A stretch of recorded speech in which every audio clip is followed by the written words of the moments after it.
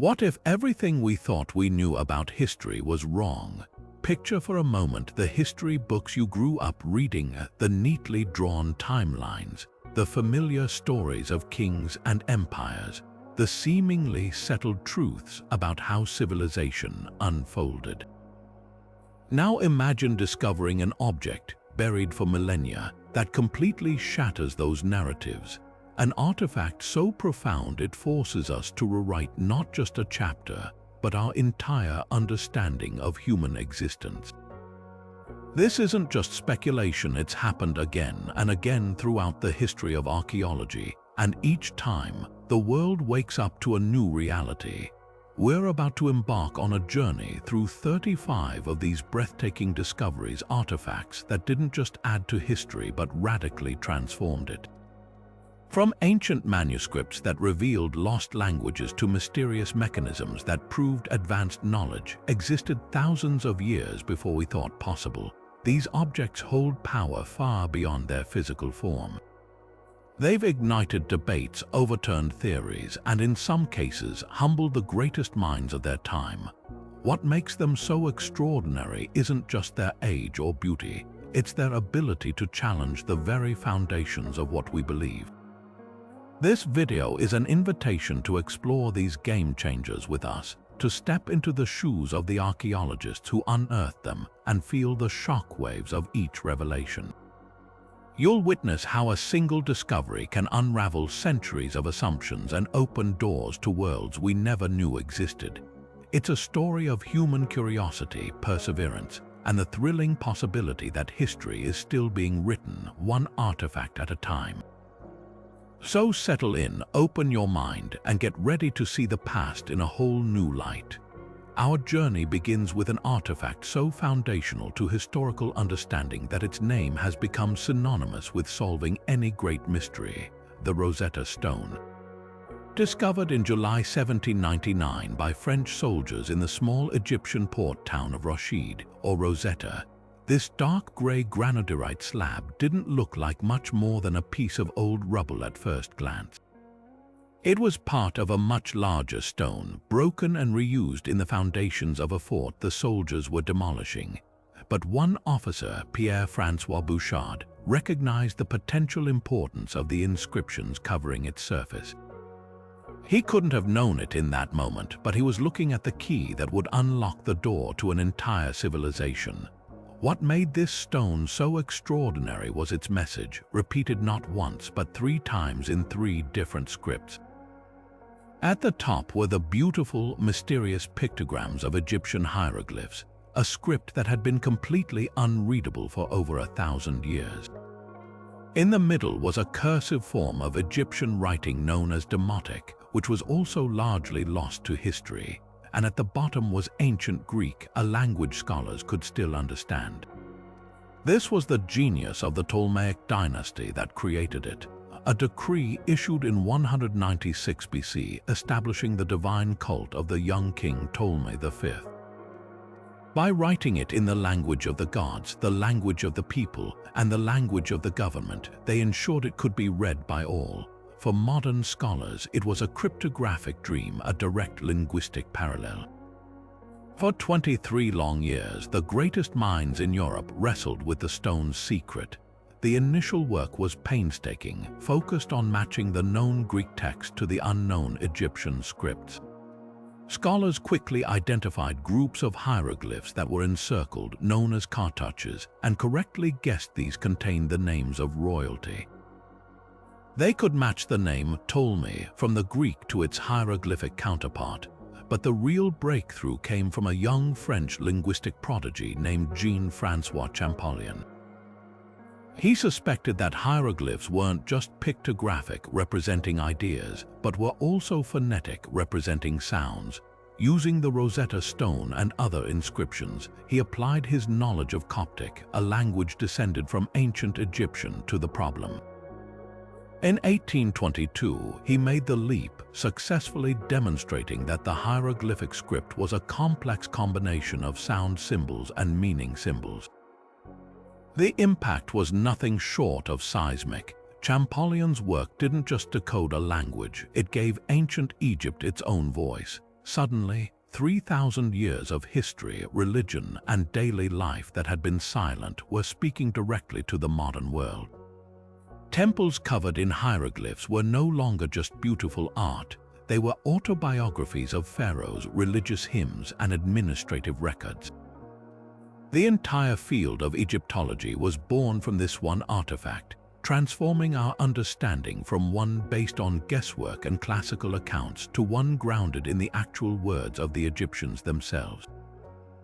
The Rosetta Stone taught us that sometimes the key to the past isn't a grand treasure, but a humble piece of rock with a very important message. If the Rosetta Stone gave us the voice of ancient Egypt, then the discovery we turn to now gave us the deepest possible insight into the very soul of the biblical world. While the story of the Rosetta Stone is one of military conquest and scholarly deduction, our next chapter begins with a much more humble and accidental event. In late 1946 or early 1947, a young Bedouin shepherd named Muhammad Eddi Hib was searching for a lost goat among the limestone cliffs near the ancient settlement of Qumran on the northwest shore of the Dead Sea. Trying to flush the animal out from its hiding place, he tossed a rock into a small cave opening. But instead of hearing the startled bleat of a goat, he heard the unmistakable sound of shattering pottery. Curious, he climbed into the cave and found himself surrounded by several large cylindrical clay jars. Inside, protected by centuries of darkness and dry desert air, were not treasures of gold or silver, but something far more precious to history: ancient leather and papyrus scrolls, blackened with age and carefully wrapped in linen cloth. Unaware of their true significance, the young shepherd and his cousins initially took a few scrolls, hoping to sell them to a tannery for a small amount of money. This simple, almost mundane beginning would set in motion one of the most breathtaking archaeological recoveries of all time, one that would ultimately yield over 900 separate manuscripts from 11 different caves. These, of course, are the Dead Sea Scrolls. The initial 7 scrolls found by the Bedouin shepherds eventually made their way into the hands of scholars who were absolutely stunned by their antiquity. The texts included a nearly complete copy of the Book of Isaiah, a commentary on the Book of Habakkuk, a set of community rules for a religious sect, and a fascinating description of a coming war between the sons of light and the sons of darkness. Through carbon dating and paleographic analysis of the script, experts determined these manuscripts were astoundingly old, dating from the 3rd century BC to the 1st century AD. They were 1,000 years older than the oldest previously known Hebrew manuscripts of the Bible. This was the transformative power of the discovery. For the first time, scholars could look directly at the textual DNA of the Hebrew Bible as it existed 2 millennia ago. Before the Dead Sea Scrolls, our oldest complete copies of the Hebrew Scriptures were from the 9th and 10th centuries AD. The Dead Sea Scrolls pulled back the curtain on 1,000 additional years of textual history, allowing experts to see how the books were copied, transmitted, and even slightly altered over time. The overwhelming result was a profound confirmation of the remarkable accuracy with which Jewish scribes had preserved their sacred texts across countless generations. The Great Isaiah Scroll, for instance, is virtually identical to the Masoretic text we use today, with only minor variations in spelling and grammar, proving an incredible tradition of meticulous care. But the scrolls did more than just confirm what we knew, they dramatically expanded it. Roughly a quarter of the manuscripts are books from the Hebrew Bible. Another quarter are known Jewish writings from the period that weren't included in the final biblical canon, like the Book of Enoch or the Book of Jubilees. The remaining half, however, were completely new texts unknown to the modern world. These were the unique writings of the community that likely wrote and preserved the scrolls, believed by most scholars to be a strict, ascetic Jewish sect called the Essenes. Their community rules scroll lays out the laws and rituals for a devout, isolated brotherhood waiting for an imminent apocalyptic battle. The War Scroll describes this expected conflict in elaborate, almost militaristic detail. The copper scroll, painstakingly cut open in 1955, lists dozens of locations where immense treasures of gold and silver were supposedly hidden, a mystery that remains unsolved to this day. This library in the desert provided an unprecedented, ground-level view of Second Temple Judaism, the rich and turbulent religious world from which both modern rabbinic Judaism and early Christianity emerged. We see a landscape not of a single monolithic faith, but of vibrant diversity with multiple groups: Pharisees, Sadducees, Essenes, Zealots, all interpreting their scriptures and awaiting God's action in different ways. The scrolls show us the ideas, the hopes, and the theological debates that were in the air that Jesus and his contemporaries would have breathed. They don't mention Christian figures, but they illuminate the spiritual soil in which Christianity took root, revealing concepts like a messianic expectation, baptismal rituals, and a practice of sharing possessions that were once thought to be unique to the early church. The Dead Sea Scrolls didn't change the words of the Bible, but they forever changed our understanding of the world that produced it, revealing a time of intense faith, fervent expectation, and incredible literary activity preserved in jars, hidden in caves, and waiting for a stray thrown rock to reveal them to the modern age. While the Dead Sea Scrolls opened a window into the spiritual and textual world of antiquity, our next artifact reveals a technological sophistication so advanced it seems to defy its own time, forcing a complete re-evaluation of ancient scientific capabilities. The story begins not in a desert cave but at the bottom of the sea, off the coast of the tiny Greek island of Antikythera. In the year 1900, sponge divers seeking refuge from a storm stumbled upon the wreck of a Roman cargo ship laden with treasure statues of bronze and marble, exquisite glassware, and jewelry. It was a spectacular find, but during one of the subsequent recovery expeditions in 1901, a diver surfaced with something far more puzzling than art. It was a lump of heavily corroded bronze and wood, overgrown with marine life, that seemed to have gears embedded within it. Initially dismissed as a piece of nautical equipment, this unassuming lump was set aside in a storage room of the National Archaeological Museum in Athens, its true nature hidden for decades. It wasn't until the 1950s that a British science historian named Derek J. Dusola Price took a serious interest in the strange object. As he carefully studied the fragments, he began to see intricate gear trains and, most astonishingly, a series of inscribed dials and scales on the surface. Using early gamma-ray and X-ray imaging, Price peered through the layers of corrosion and began to unravel the mystery. He published a groundbreaking paper in 1959 proposing that the device was a complex mechanical calculator. The world, however, was slow to accept such a radical idea. The conventional wisdom held that technology of this complexity simply did not exist until the rise of European clockwork gears in the 14th century. The idea that ancient Greeks could have built a geared mechanism was seen as nearly heretical. The true revolution in understanding came with 21st century technology. A collaborative British and Greek team, the Antikythera Mechanism research project, used state-of-the-art three-dimensional X-ray tomography to literally see inside the crusted fragments without damaging them. The high-resolution scans revealed the ghostly outlines of precisely cut bronze gears, hidden inscriptions, and a complex assembly that left researchers in awe. They were looking at the remains of an analog computer of breathtaking genius, dating from the 2nd or 1st century BC. The device wasn't just a simple calendar, it was a portable, hand-cranked orrery that modeled the known cosmos with stunning accuracy. As researchers deciphered the tiny Greek inscriptions on the front and back dials, the full purpose of the mechanism came to light. By turning a handle on the side, the operator could advance the machine through time, day by day or year by year.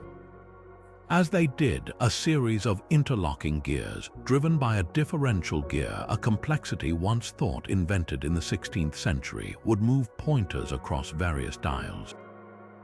One dial showed the position of the sun and the moon against the backdrop of the Egyptian zodiac. Another, a spectacular spiral dial on the back, predicted the timing of lunar and solar eclipses with remarkable precision, even incorporating a secondary dial showing the cycle of ancient Olympic Games. It could track the erratic motion of the moon through the sky, accounting for its elliptical orbit, and even model the phases of the moon, all through a beautiful symphony of precisely calculated bronze gears. The implications of this single device are utterly transformative. It proves that the ancient Greeks didn't just theorize about the cosmos, they built machines to simulate it.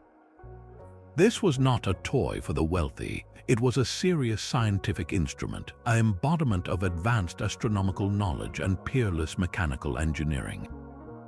The level of miniaturization and complexity in the gear trains suggests this was not a unique prototype, but likely part of a tradition of instrument making that has been almost entirely lost to history.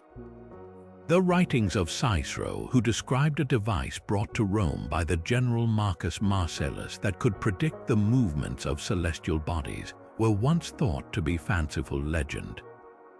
The Antikythera Mechanism proves they were reporting fact. This one shipwreck artifact completely shatters the linear, progressive narrative of technological history.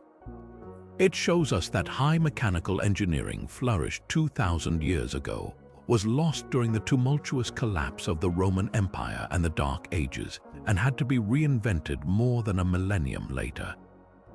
The Antikythera Mechanism stands as a powerful, humbling reminder that our ancestors were not primitive.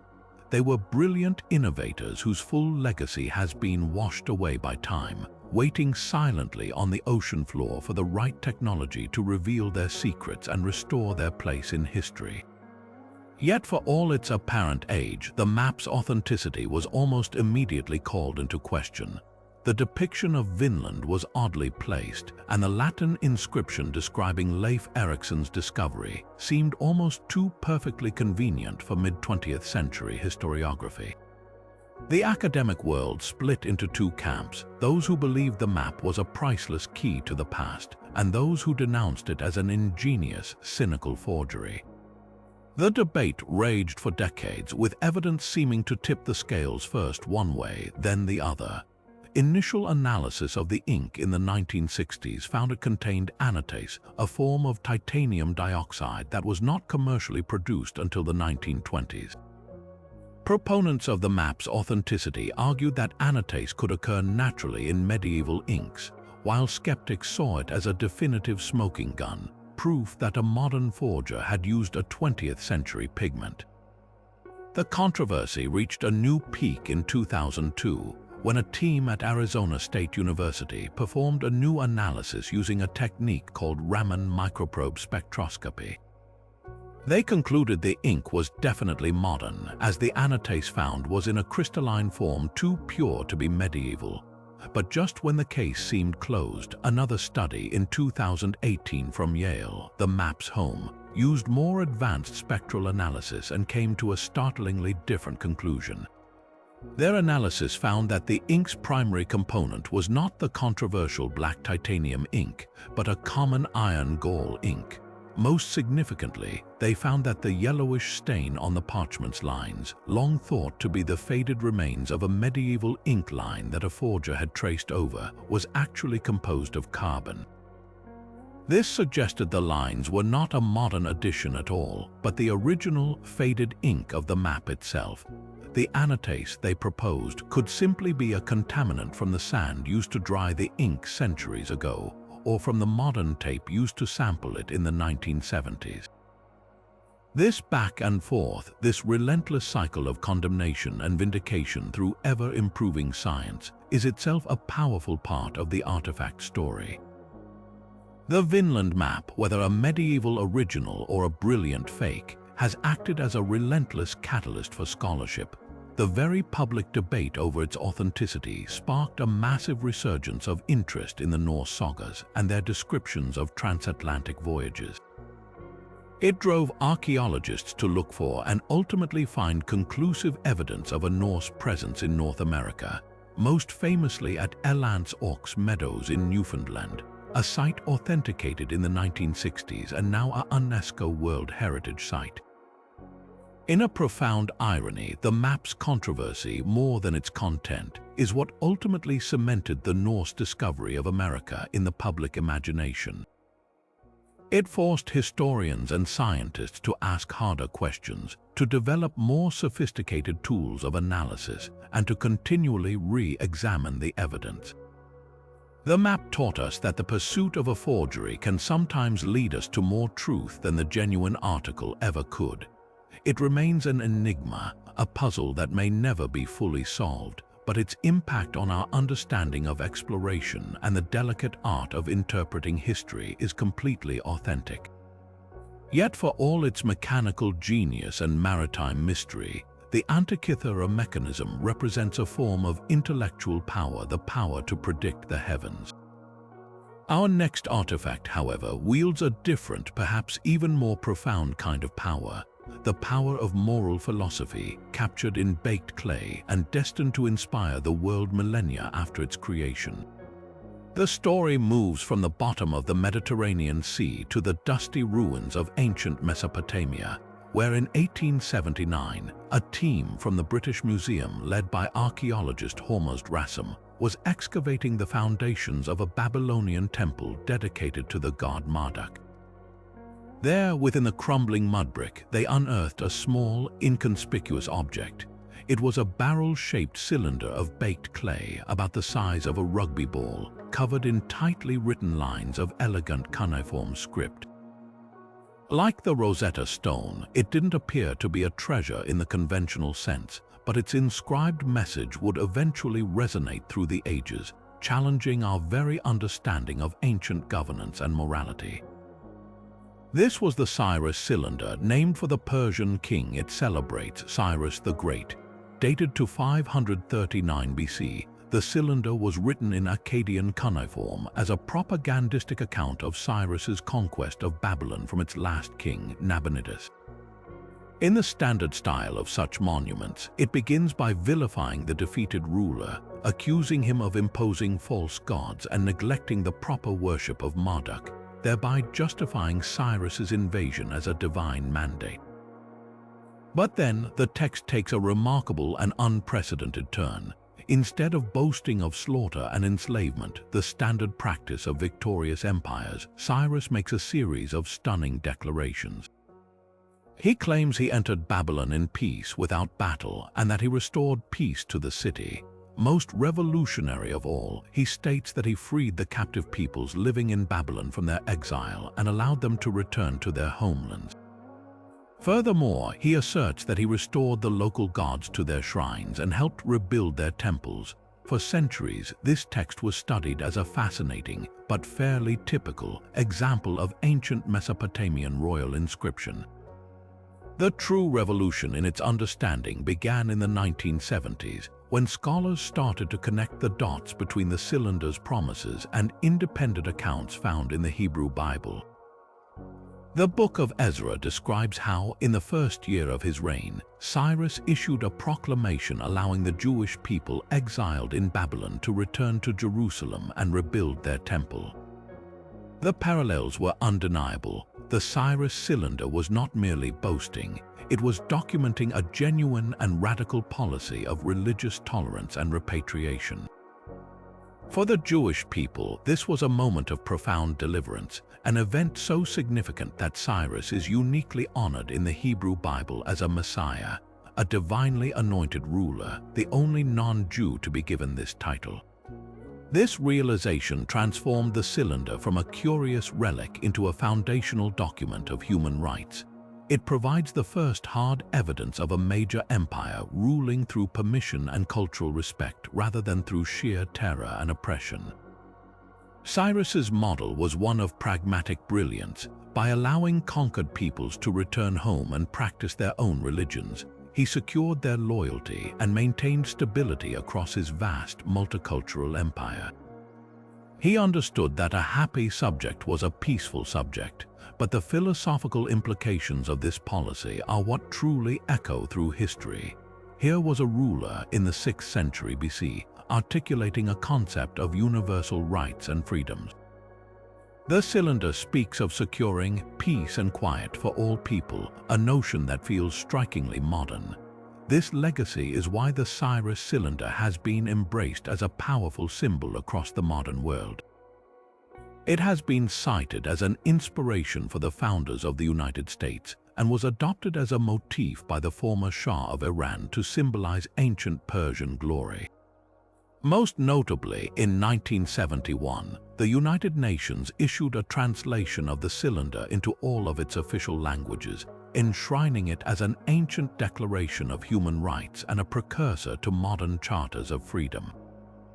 It serves as a timeless reminder that the concepts of tolerance, liberty, and multicultural respect are not modern inventions, but deep human aspirations that have found expression throughout history, waiting in the ruins of a temple to be rediscovered and inspire a new generation.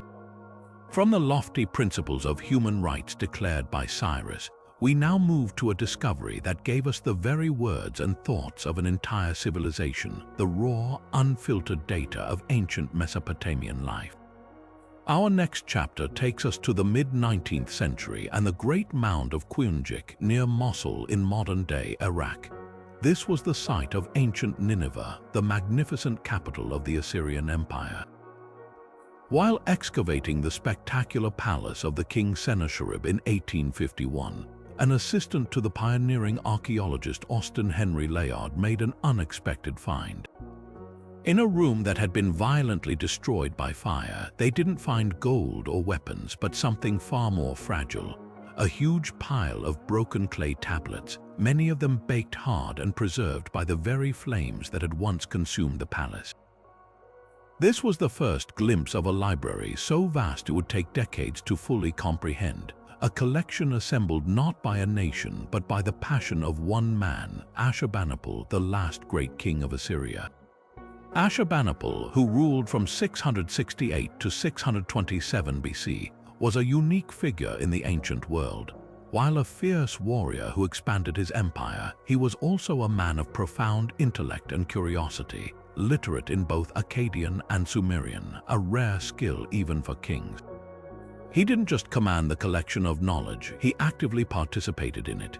He sent scribes and scholars to every corner of his empire with a simple, monumental order to gather every text they could find and bring copies back to Nineveh. The result was the first systematically collected and organized library in the world, a universal archive of all known Mesopotamian knowledge. Unlike later libraries like Alexandria, which were built on papyrus scrolls that easily decayed, Ashurbanipal's library was inscribed on durable clay tablets, ensuring its survival for millennia beneath the ashes of his destroyed capital. The scale of the discovery was almost beyond comprehension. Over 30,000 tablets and fragments were eventually recovered, creating a monumental puzzle for scholars that continues to this day.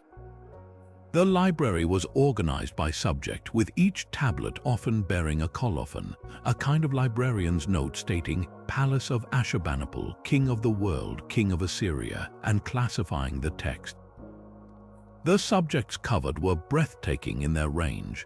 There were entire sections dedicated to royal annals and decrees, giving us the Assyrian perspective on their own history. There were detailed legal documents, contracts for marriages, sales of land, and records of court cases that reveal the intricate workings of Assyrian society and law. But the true revolution lay in the other departments. The library contained vast scientific and technical holdings. Medical tablets provided detailed diagnoses, prescriptions, and surgical procedures, showing a sophisticated understanding of healing that blended herbal remedies with spiritual incantations. Mathematical tablets contained advanced calculations, including the earliest known use of the zero placeholder, geometric theorems for building, and even algebraic problems. Astronomical tablets recorded precise observations of the movements of planets and stars, used both for crafting accurate calendars and for the important royal practice of divination, attempting to read the will of the gods in the heavens. Perhaps the most profound impact came from the literary section. Before this discovery, the rich mythology and epic poetry of Mesopotamia were known only through brief, scattered references in Greek texts. The Library of Ashurbanipal gave them back to us in their entirety. The most famous of these is the Epic of Gilgamesh, the world's first great work of literature.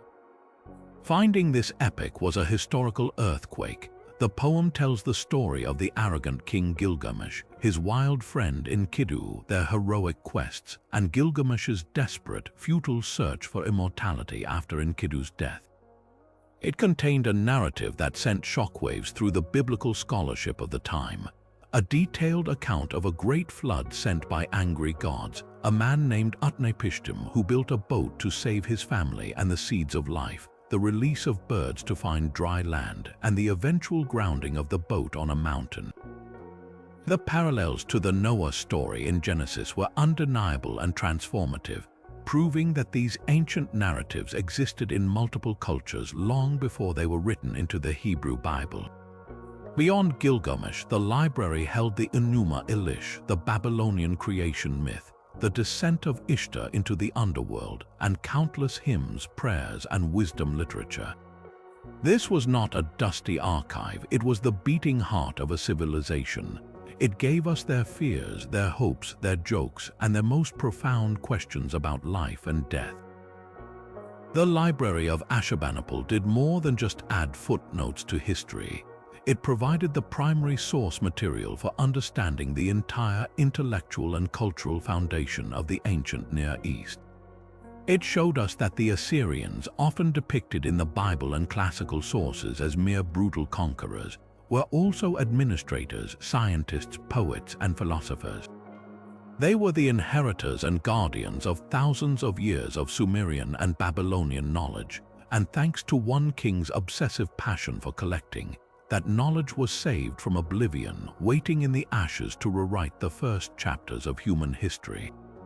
While the Library of Ashurbanipal provided the written word of an empire, our next discovery speaks in a different, more visceral language, the glittering, violent poetry of gold and garnet, of war and artistry, pulled from the English soil not by archaeologists but by an amateur with a metal detector. The story shifts from the grand royal libraries of the ancient Near East to a nondescript field in Staffordshire, England, in July 2009. Terry Herbert, a local man with a passion for metal detecting, was scanning a recently ploughed field owned by his friend Fred Johnson. What he found that day would surpass every expectation and rewrite the opening chapters of English history. His device signaled a hit, and he dug down to find not a single coin, but a tangled, breathtaking mass of gold, silver, and garnet-clad metalwork. Over the next 5 days, under the watchful eyes of professional archaeologists, Herbert and the team would unearth over 3,500 items, nearly all of it martial in nature, comprising the largest hoard of Anglo-Saxon gold and silver metalwork ever discovered anywhere in the world.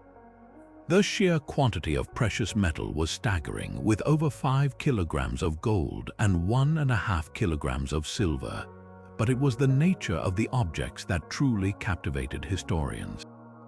This was not a collection of coins or jewelry for personal adornment.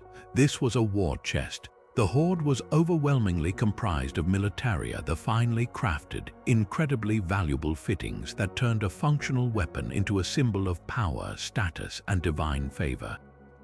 There were hundreds of pommel caps, the decorative pieces that topped sword handles, many made of gold and intricately patterned with delicate filigree.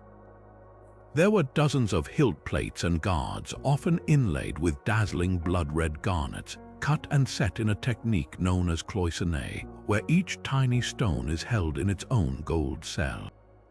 The most spectacular single item was a gold and garnet pectoral cross, but even this was likely not a peaceful religious symbol. It was probably worn over a warrior's mail shirt, a bold declaration of faith carried into battle. This concentration on war loot immediately set the Staffordshire hoard apart from other famous Anglo-Saxon finds like Sutton Hoo, which was a royal burial containing a wide array of goods for the afterlife. The Staffordshire hoard felt different. It was raw, aggregated wealth stripped from the battlefield. The items were almost all bent, broken, and crushed, suggesting they were violently removed from their owners' weapons and armor as battle trophies before being buried. This single fact transformed our understanding of 7th and 8th century England, a period often shrouded in the myth and legend of poems like Beowulf. The hoard confirmed that the world described in the epic of loyal warriors, gift-giving lords, and magnificent war gear was not mere poetic fiction. It was a real economy and culture where the value of a man was literally measured by the gold on his sword. The artistic quality of the pieces forced a complete reassessment of Anglo-Saxon metalworking. The sophistication was simply breathtaking.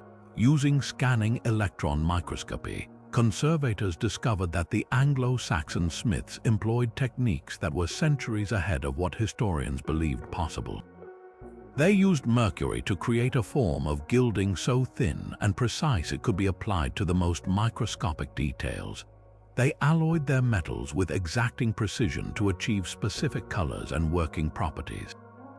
The garnet work was particularly advanced. Each tiny stone was cut into complex shapes, backed with gold foil to reflect light and enhance its sparkle, and then set into a web of gold wires no thicker than a human hair.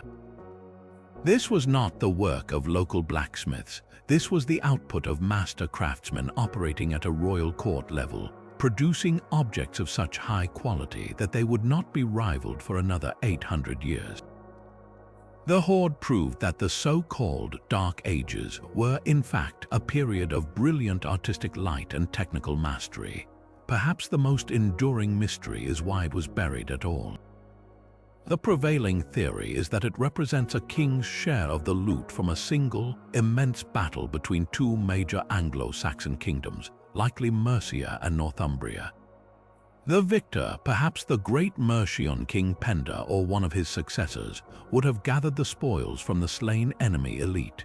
Burying such wealth was a common practice, a way to keep it safe, perhaps to be retrieved later for redistribution to loyal followers. The fact that it was never recovered suggests the intended recipient may have died or been killed before he could reclaim his fortune. The hoard's location on a prominent hilltop near a major Roman road also suggests it may have been a ritual deposit, an offering to the gods of war in thanks for a momentous victory. The Staffordshire hoard gives us no written records, no king's name, no date of battle. Instead, it offers something more powerful, the physical evidence of a violent, sophisticated, and glittering age, pulled from the mud and demanding that we look at the world of the Anglo-Saxons with new, astonished eyes. Yet for all its glittering martial splendor, the Staffordshire hoard represents the wealth of a kingdom. Our next discovery, however, unveils the terrifying ambition of an entire empire, an undertaking so colossal it was meant to secure one man's power for all eternity. The year was 1974, and in the Shaanxi province of China, a group of farmers were digging a well near the city of Xi'an. As their shovels bit into the dry earth, one of them struck something hard, not rock but fired clay. Brushing away the dirt, they revealed the life-sized, sculpted head of a man with a stern expression and an elaborate hairstyle. They were terrified, believing they had disturbed a buried god or demon. What they had actually found was the first sentinel of a silent, subterranean army that had been standing guard for over 2,000 years, waiting for this moment to be discovered. This was, of course, the first glimpse of the Terracotta army, the most spectacular part of the mausoleum complex of Qin Shi Huang, the first emperor of a unified China. The scale of the discovery, once professional archaeologists began excavating, was beyond anything anyone could have imagined. They didn't find a few statues, they found an entire military formation buried in parallel trenches, a vast necropolis designed to accompany the emperor into the afterlife. Pit 1, the largest and first to be excavated, contained an estimated 6,000 soldiers and horses arrayed in battle formation. Behind a vanguard of 3 rows of archers and crossbowmen, the main force of infantrymen and chariots stretches into the distance, flanked by protective rows of soldiers facing outward to guard against a surprise attack. This was not a symbolic gesture, it was a full-scale replica of a real Qin dynasty army, complete with generals, officers, and rank-and-file soldiers, each with a specific role to play in the emperor's eternal security detail.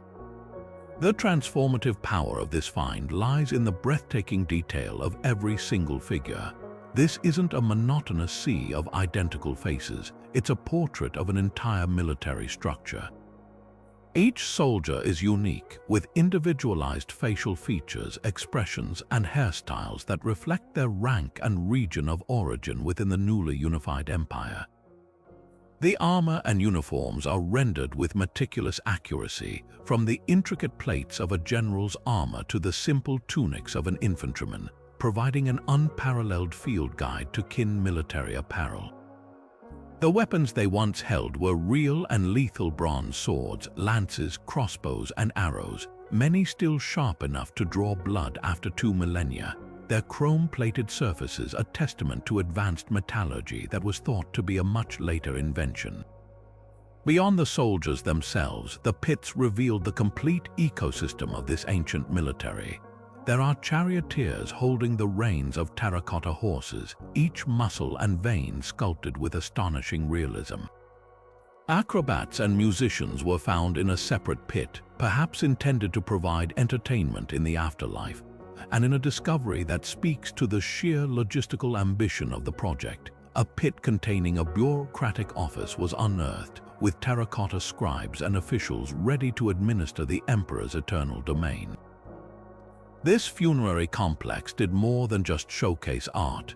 It provided a complete three-dimensional snapshot of the Qin dynasty's military, technological, and administrative machinery frozen in time. The driving force behind this unimaginable project was the emperor himself, Qin Shi Huang, a figure of unparalleled ambition and profound paranoia. He had conquered the warring states of China through brutal efficiency and centralized power, standardizing everything from currency to the written script to the axle width of carts. His fear of death was as immense as his power. He consumed mercury pills, believing they would grant him immortality, a potion that likely contributed to his death. And as a backup plan, he commanded the construction of this subterranean empire, a project that required an estimated 700,000 workers toiling for nearly 40 years. The Terracotta Army stands as the ultimate expression of his authority, the power to command not just the living, but to mobilize an entire nation's resources to create a new reality after death. It is a monument to one man's ego, a stunning artistic achievement, and a chilling reminder of the absolute control he wielded over every aspect of life, and his desperate hope to extend that control into the world beyond.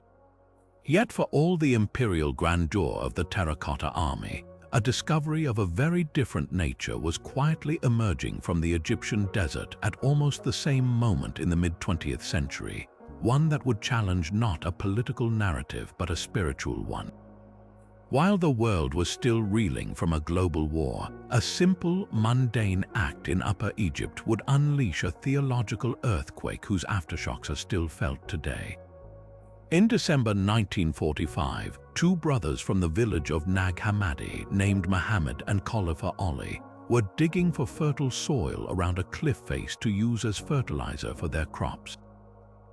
As Muhammad's hoe struck the earth near a large boulder, it hit something hard and hollow.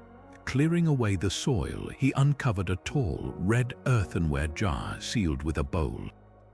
For a moment, fear gripped him. This was exactly the kind of jar locals believed held a jinn, a troublesome spirit, but greed, or perhaps simple curiosity, overcame superstition. With a nervous glance around, he smashed the jar open, hoping for gold. Instead, he found 13 ancient, leather-bound books. Disappointed and still wary of a curse, he gathered them up and brought them home, where they were initially tossed near the oven, with some pages even used as kindling by their mother. It was a tragically inauspicious beginning for what would soon be recognized as one of the most significant manuscript discoveries in history, the Nag Hammadi Library.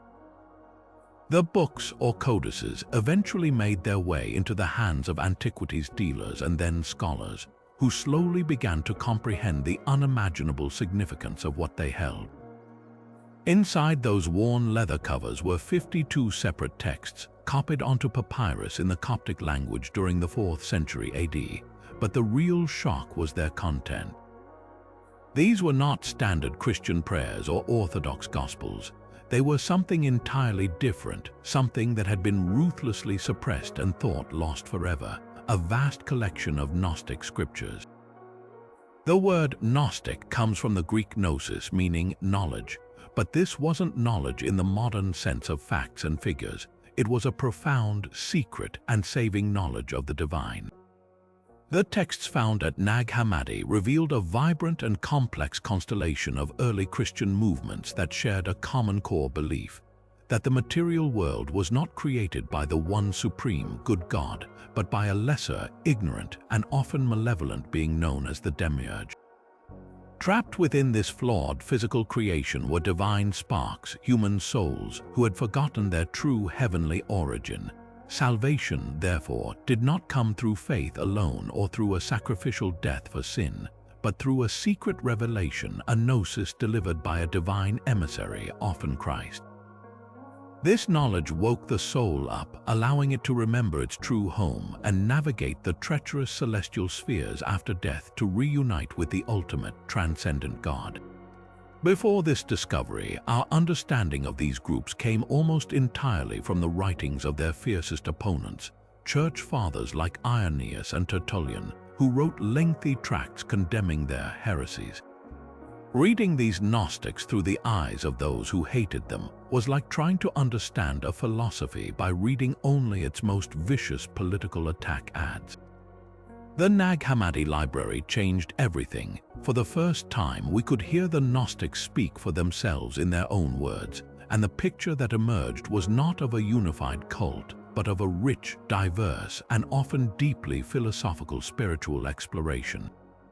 The texts include secret gospels, visionary accounts, poems, and even full-blown creation, myths that rivaled Genesis in their complexity and strangeness. The most famous text in the collection is the Gospel of Thomas, which begins not with a narrative of Jesus' birth or ministry, but with a simple, stunning promise. These are the secret sayings that the living Jesus spoke and Didymus Judas Thomas recorded. And he said, "Whoever discovers the interpretation of these sayings will not taste death." What follows is a list of 114 sayings of Jesus, many of which have parallels in the canonical Gospels of Matthew and Luke, but others that are utterly unique and revolutionary. In saying 114, for example, Simon Peter says to Jesus, "Make Mary leave us, for females don't deserve life." Jesus responds, "Look, I will guide her to make her male, so that she too may become a living spirit resembling you males. For every female who makes herself male will enter the kingdom of heaven." To modern ears, this sounds bizarre and deeply misogynistic, but scholars interpret it not as a literal call for gender change, but as a metaphor for transcending the physical, material realm, associated with the feminine, to achieve a purely spiritual, transcendent state associated with the masculine. Other sayings present a Jesus who is less a savior who dies for sins and more a wisdom teacher who points the way to self-discovery, telling his followers in saying 70, "If you bring forth what is within you, what you bring forth will save you. If you do not bring forth what is within you, what you do not bring forth will destroy you."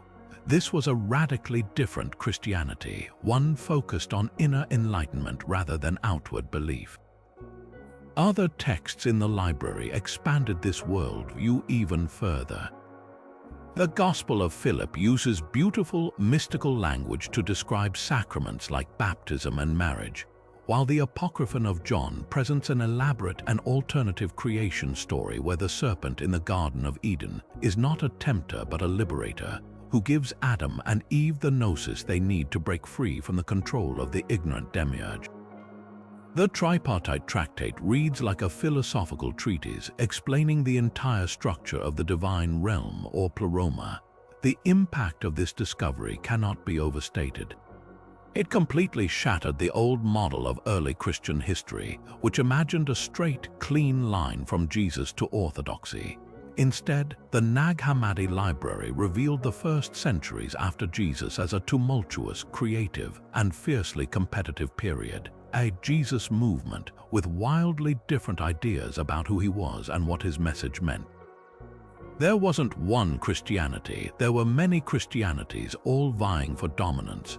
The form that eventually won, which became the Catholic Church, succeeded in part by defining itself against these other groups, condemning them as heretics and systematically destroying their texts. The burial of the Nag Hammadi library itself was likely an act of preservation by a monk or group of monks as this orthodoxy tightened its grip, hiding these dangerous books away to save them from the flames. Their rediscovery a millennium and a half later gives us back a lost chapter of our spiritual history, proving that the path to the modern church was not preordained but was the result of historical struggle, debate, and choices that silenced other powerful and compelling voices. It reminds us that history is written by the winners, but sometimes the earth itself gives the losers back their voice.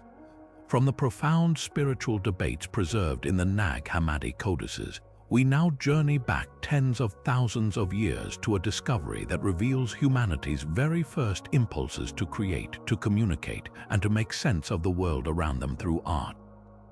This story begins not with scholars or archaeologists, but with a group of teenage boys and their dog.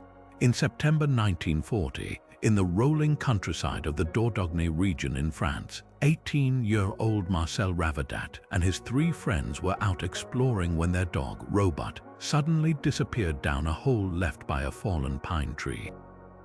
Worried for their pet, the boys widened the opening and Marcel, the most adventurous of the group, wriggled down into the darkness. Using a makeshift lamp, he found himself not in a small animal den, but at the entrance to an enormous subterranean cavern. As his eyes adjusted to the dim light, he gasped. The walls around him were alive with a breathtaking procession of animals, great bulls, horses, and stags, painted in vivid shades of red, black, and yellow, seeming to gallop and charge in the flickering lamplight.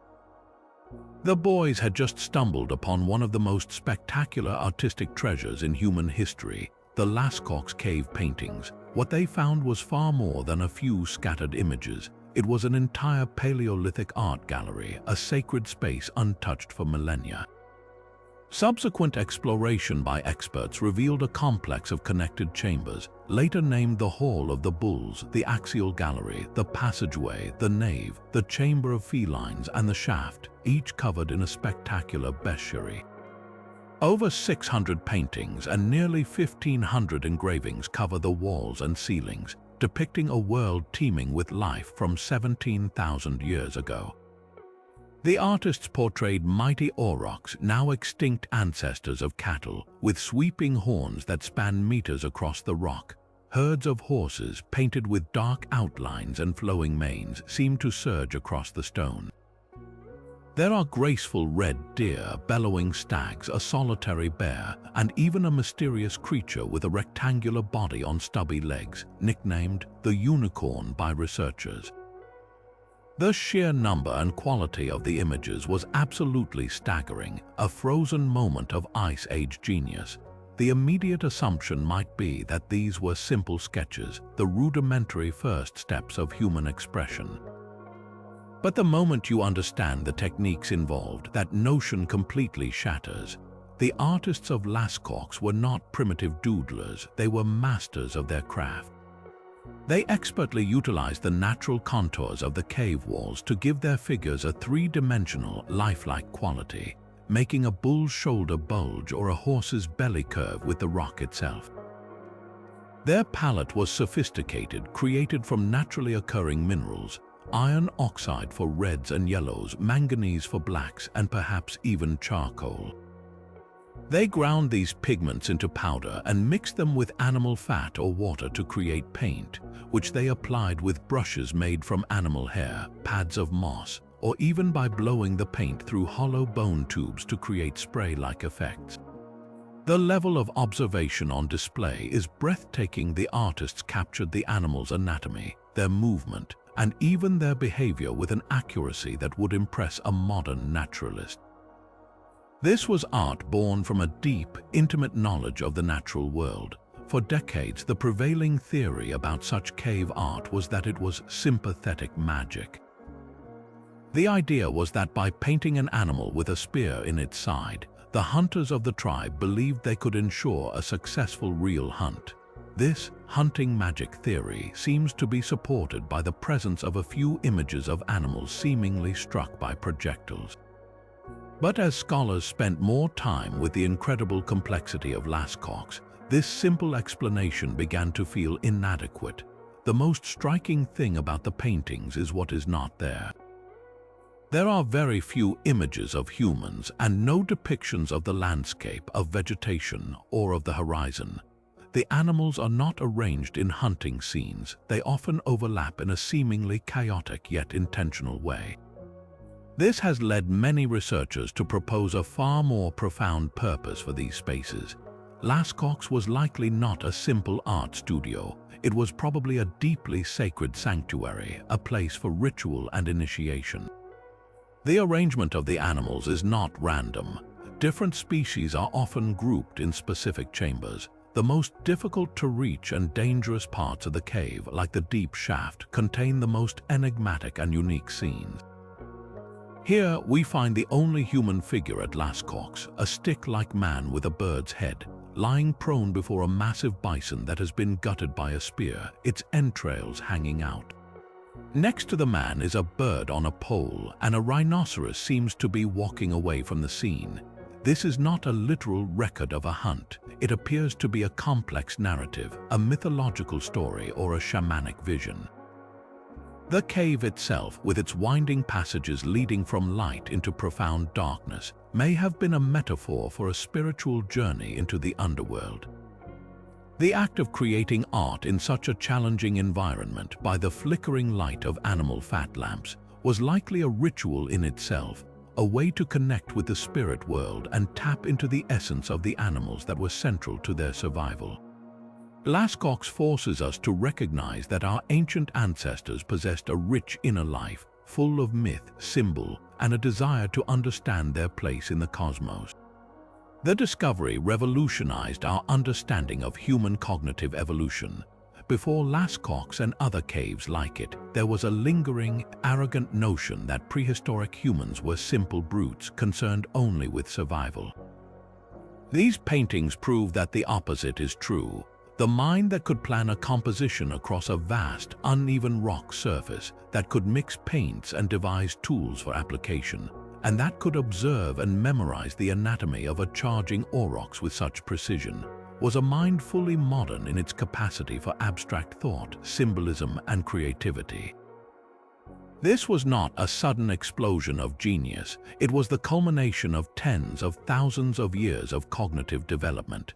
The artists of Lascaux demonstrate that the drive to create art, to represent the world and infuse it with meaning, is not a luxury of civilization but a fundamental part of what makes us human. Their work is a powerful message from the depths of time, a testament to the fact that long before we built cities or wrote words, we were already telling our stories on the walls of the world, seeking to capture the beauty and mystery of life itself. Just a few months before the world would be plunged into the darkness of the Second World War, a different kind of light was being shone onto one of history's most shadowy eras.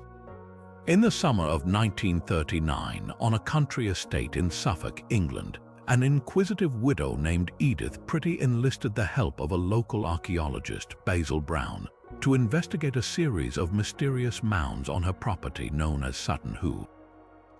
What they uncovered in the largest mound would become the most spectacular archaeological discovery ever made in Britain, a 90-foot-long ghost ship buried in the sand serving as the tomb for a forgotten king. And at the head of this ship, surrounded by an unimaginable trove of treasure, lay the corroded, shattered remains of what would become the ultimate symbol of the Anglo-Saxon age, the Sutton Hoo helmet. When Basil Brown first brushed the soil away from the metal fragments, he could scarcely comprehend what he was seeing. The object was crushed into hundreds of pieces by the immense weight of the soil over 13 centuries, a shattered puzzle of iron and rust. But as conservators at the British Museum began the painstaking, years-long process of reconstruction, a masterpiece of terrifying beauty began to emerge. This was no simple battle helmet. It was a crown, a mask, and a masterpiece of metaphysical engineering designed to transform a man into something more than human. Forged from iron, its entire surface was covered with intricate panels of tinned bronze, creating a shimmering, silvery appearance that would have gleamed in the firelight. But the true genius lies in its exquisite decorative scheme. The helmet's face is its most arresting feature. It forms a complete mask with a solid bronze nose and mouthpiece, deep eye sockets, and fierce, arching eyebrows that are inlaid with tiny, intricate wires of silver and garnet. These eyebrows join in the center to form the head and beak of a flying dragon, whose wings sweep back over the skull to become the helmet's soaring crest. The entire surface is a riot of interlocking, animal-style art. Fearsome boars snort and charge across the cheek guards. A serpentine dragon undulates along the crest, his body a complex pattern of stamped, interwoven beasts. And everywhere there are garnets, those blood-red stones so prized by the Anglo-Saxons, set into cloisons of gold, glittering like a predator's eyes. This was not designed for simple protection. It was a psychological weapon, intended to erase the humanity of the wearer and replace it with the terrifying visage of a warrior god, a being of mythic power leading his warband into the fray. The immediate impact of this discovery was to completely shatter the Victorian notion of the Dark Ages. Historians had long imagined the period after the Romans left Britain as a cultural wasteland, a time of barbaric violence, crude art, and intellectual decline. The Sutton Hoo helmet and the treasure hoard it was part of proved this was a gross misconception. The craftsmanship was not crude. It was breathtakingly sophisticated, requiring a level of skill in metalworking, garnet cutting, and fine filigree that would not be seen again in England for another 800 years. This was the work of a royal workshop, of master artisans operating at the absolute peak of their abilities. It spoke of a society with the wealth, the stability, and the refined artistic taste to commission and appreciate objects of unparalleled luxury and symbolic power. Perhaps even more transformative was what the helmet revealed about the Anglo-Saxon worldview and its connections to a wider world. The artistic style was not purely insular. The swooping, interlacing animal designs had direct parallels in the art of Vendel-era Sweden, suggesting a shared Germanic heritage and a culture of exchange across the North Sea. The man buried with this helmet, likely King Redwald of East Anglia, was not some isolated tribal chieftain. He was a player in a complex international network of trade, diplomacy, and cultural influence. He received fine silverware from the Byzantine Empire, coins from Merovingian France, and Celtic hanging bowls from the west of Britain. His burial, with its spectacular ship and grave goods, echoed the practices of the Norse sagas and the great ship burials of Scandinavia. Sutton Hoo proved that 7th century England was not a backwater. It was a connected, cosmopolitan, and highly sophisticated node in a vibrant North Sea world, a place where a king could be laid to rest with the regalia of a hero from an epic poem, his face forever hidden behind a mask of iron, gold, and ore. For centuries, the figure of Pontius Pilate existed in a strange historical limbo. The Gospels painted a vivid portrait of the Roman official who presided over the trial of Jesus, a cynical, vacillating governor, swayed by a mob who famously washed his hands of the affair. Yet outside of these religious texts and a few brief mentions by historians like Tacitus and Josephus, there was no physical proof that this pivotal man had ever walked the earth.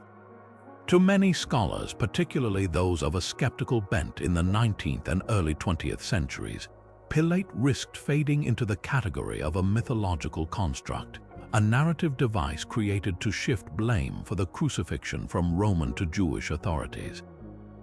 All of that changed in the summer of 1961, not with a grand discovery in Jerusalem, but during a routine archaeological dig at a seaside theater hours away. An Italian team led by Dr. Antonio Frova was excavating the ancient site of Caesarea Maritima, the magnificent port city built by Herod the Great to serve as the Roman capital of Judea. As they carefully worked through the layers of the limestone theater, they uncovered a reused block that had been carved on one side and then flipped over to serve as a step for a later staircase. When they turned it over, they revealed a Latin inscription. It was a dedication, likely from a public building or temple, that read, "Pontius Pilate, prefect of Judea, has dedicated to the people of Caesarea a temple in honor of Tiberius." In that single, concise line, history snapped into focus. Here was not just a name, but a title, an action, and a date, all aligning perfectly with the biblical and historical account. The man was real. The significance of this modest limestone block, now known as the Pilate Stone, is almost impossible to overstate. It provided the first ever archaeological evidence for the existence of the man who changed the course of religious history with a single sentence. But it did far more than just offer a proof of existence. It provided a crucial key to understanding his precise role and the world he operated in. The inscription identifies him not as a procurator, which was the title used by later Roman governors, but as a prefect, a military title denoting a commander of auxiliary troops. This seemingly minor detail is a major historical correction. It tells us that in the early 1st century, the governor of this volatile province was primarily a military man, a general sent to keep the peace in a rebellious territory, not a financial officer. This perfectly explains the Pilate we meet in the Gospels and in the accounts of Josephus, a man quick to use force, who wouldn't think twice about executing a troublesome preacher if he believed it would prevent a riot. The stone also anchors him firmly in Caesarea, not Jerusalem. This was the administrative heart of Roman Judea, the place where Pilate and his family would have lived in a lavish palace built out over the Mediterranean Sea. He would have only traveled to Jerusalem, a hot, crowded, and fervently religious city he likely despised during major Jewish festivals like Passover, when the population would swell and the risk of insurrection was highest. This context makes the Easter story even more politically charged. Pilate wasn't just holding court. He was a military commander on high alert during the most volatile week of the year, dealing with what he saw as an internal Jewish dispute over a man some were calling the King of the Jews, a direct challenge to Roman authority. The stone confirms that his primary loyalty was to Rome and to the Emperor Tiberius, to whom he dedicated the temple mentioned in the inscription. His decision, then, becomes less about a personal moral failure and more a calculated, cold act of realpolitik, a move to eliminate a potential spark that could ignite a much larger rebellion. The Pilate Stone doesn't exonerate him, but it gives us the bureaucratic and military framework that made his infamous decision almost inevitable, transforming a biblical villain into a historical Roman official, doing his brutal job in a difficult land. Just as the Pilate Stone gave us a single, sharp snapshot of Roman governance, our next discovery offers something far more expansive, a sprawling, sunken time capsule that captures the dizzying complexity of an entire age. The year is 1982, and off the coast of the small Turkish town of Kaş, a local sponge diver named Mehmet Sakir is swimming in the deep, clear waters near Uluburun Point.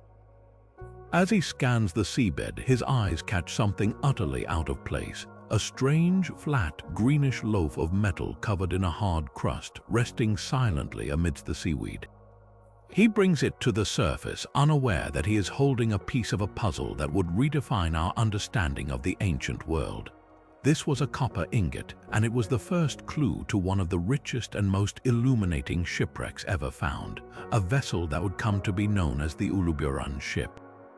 What began as a single curious object soon exploded into a decade-long underwater excavation, revealing a ship that had sunk around 1300 BC at the very height of the Late Bronze Age. As archaeologists meticulously mapped and recovered its contents, they realized they were not just cataloging a cargo hold, they were reassembling a globalized economy. The ship was a floating warehouse carrying over 18 tons of raw materials and manufactured goods, a treasure that represented the entire known world of the 14th century BC.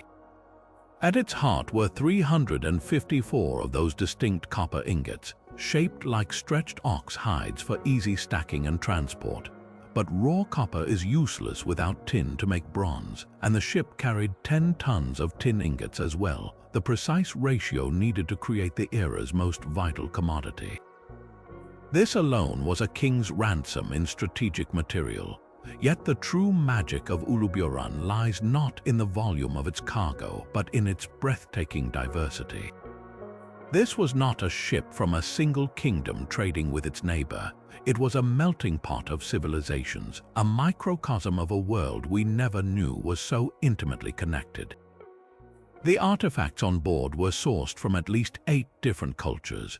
There was ebony wood and ostrich eggs from Africa. There were Canaanite jars filled with resin from the terebinth tree, likely used as incense. There was raw ivory from Syrian elephants and finished ivory cosmetic boxes from Canaan. There were dazzling blue cobalt glass ingots from Egypt, ready to be melted down and crafted into beads for the elite. There were weapons from Italy and Greece, amber beads that had traveled all the way from the Baltic Sea in Scandinavia, and even a stone ceremonial scepter head from the Balkans. Perhaps the most personal and poignant finds were the items that spoke of the crew themselves. They carried weights for a balance scale in a variety of standards: Mesopotamian, Egyptian, and Aegean, proving they were prepared to do business in any port using the local system of value. They had personal seals from Cyprus and cylinder seals from Mesopotamia. They ate food stored in Cypriot pottery and drank from exquisite Canaanite gold chalices. They even had a small, folding wooden diptych with recessed panels filled with wax, a portable writing tablet that would have been used for taking notes or keeping accounts. This was no simple tramp freighter. It was likely a royal mission, a ship dispatched by a powerful king or pharaoh to gather the luxuries and essentials that fueled the palatial economies of the Bronze Age. The transformative power of this one shipwreck is its ability to completely shatter the old map of the ancient world.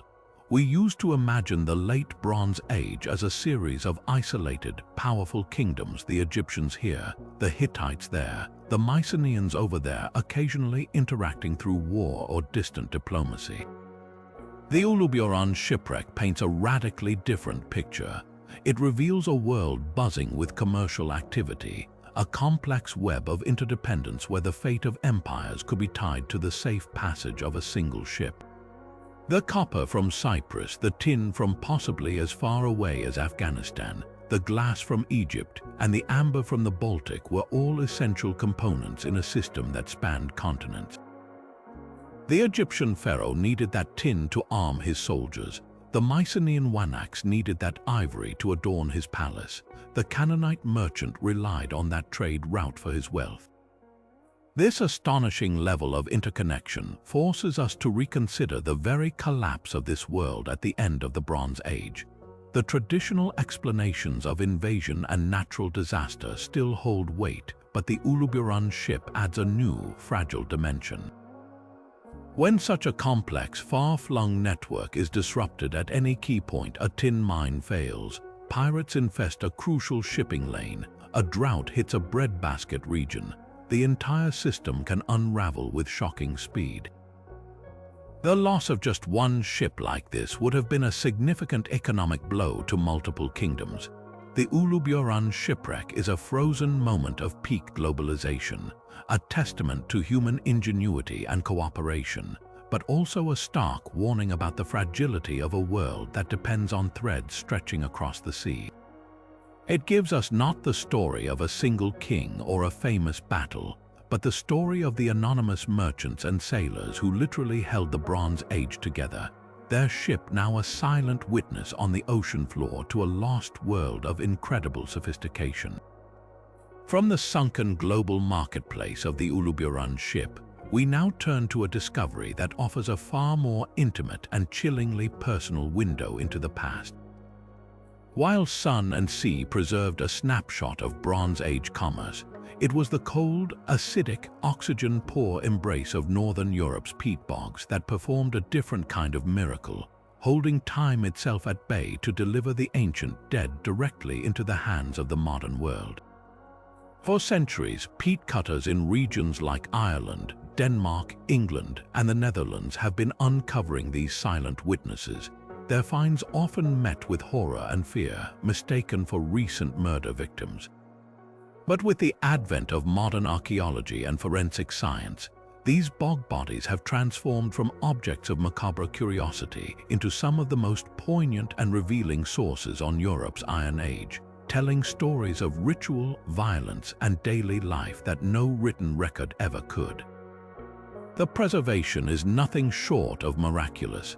The unique chemistry of sphagnum moss peat bogs creates an environment that tans human skin like leather, while the cold and lack of oxygen prevent bacterial decay. The result is not a skeleton but a person. We can look into their faces, study their fingerprints, and examine the last meal in their stomachs. Two of the most famous and exquisitely preserved examples are the Tollund man from Denmark and Lindo man from England. Tollund man, discovered in 1950, looks so peaceful he seems to be merely sleeping. He lies in a fetal position, wearing a simple leather cap and a hide belt, his face etched with the lines of a life lived. His features are so intact that we can see the stubble on his chin and the gentle expression on his face. Lindo man, found in a Cheshire bog in 1984, is equally well preserved, with neatly manicured fingernails and well-groomed hair, suggesting a man of some status. This incredible preservation provides an unparalleled biological record. Analysis of their hair and nails reveals their diet in astonishing detail. We know that Tollund man's last meal, eaten 12 to 24 hours before his death, was a winter gruel made of barley, linseed, and a variety of seeds and weeds, some of which were probably accidentally harvested with the grain. Lindo man had eaten a similar griddle cake made from wheat and barley, also containing traces of mistletoe pollen. This tells us not just what they ate, but the season of their deaths, late winter or early spring, when stored grains were running low. We can study their health from their remains. Lindo man had intestinal parasites, and both men show signs of the physical stress of a hard agricultural life. They are not idealized statues, they are real, flesh and blood individuals whose very bodies recount the story of their existence. Yet it is the manner of their deaths that provides the most profound and unsettling insights into the beliefs of their time. These were not casual burials or the victims of simple murder. The evidence points to ritual sacrifice on a massive scale. Tollund man was hanged. The rope, made of animal hide, was still coiled around his neck when he was found. Yet there is no look of agony on his face. His eyes and mouth are closed peacefully, suggesting he may have been sedated or rendered unconscious before being placed in the bog. Lindo man's death was even more violent and ritualized. He suffered a triple death that echoes Celtic myths and legends. He was struck on the top of the head with a heavy object, garroted with a sinew cord that broke his neck, and his throat was cut, severing the jugular vein.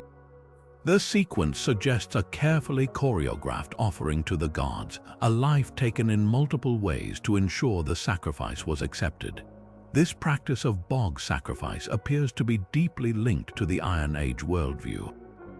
The bogs themselves were likely seen as liminal spaces, gateways to the otherworld or the domain of powerful deities. Depositing a valuable life into this land was perhaps the ultimate offering, a plea for fertility, a successful harvest, or victory in war. The selection of victims also tells a story. Many, like Lindoman, are well-groomed and show no signs of manual labor, suggesting they were high-status individuals, perhaps chieftains, priests, or even willing volunteers. Their perfect physical condition made them the most valuable gift that could be given. The bog bodies force us to confront a prehistoric Europe where the boundary between the sacred and the violent was blurred, where ensuring the survival of the community could require the most extreme and personal of transactions with the divine. They are not merely corpses, they are the ultimate expression of faith from a world without writing, their silent, preserved forms speaking volumes about the price of belief and the human cost of appealing to forces beyond our understanding. Isolated in the vast expanse of the Pacific Ocean, over 2,000 miles from the nearest inhabited land, lies one of the most remote places on Earth. To the first European explorers who chanced upon it on Easter Sunday, 1722, the island presented a scene of bewildering contradiction. The land itself appeared sparse, almost barren, yet scattered across its landscape were hundreds of colossal stone figures, their backs to the sea, their impassive gazes fixed upon the interior.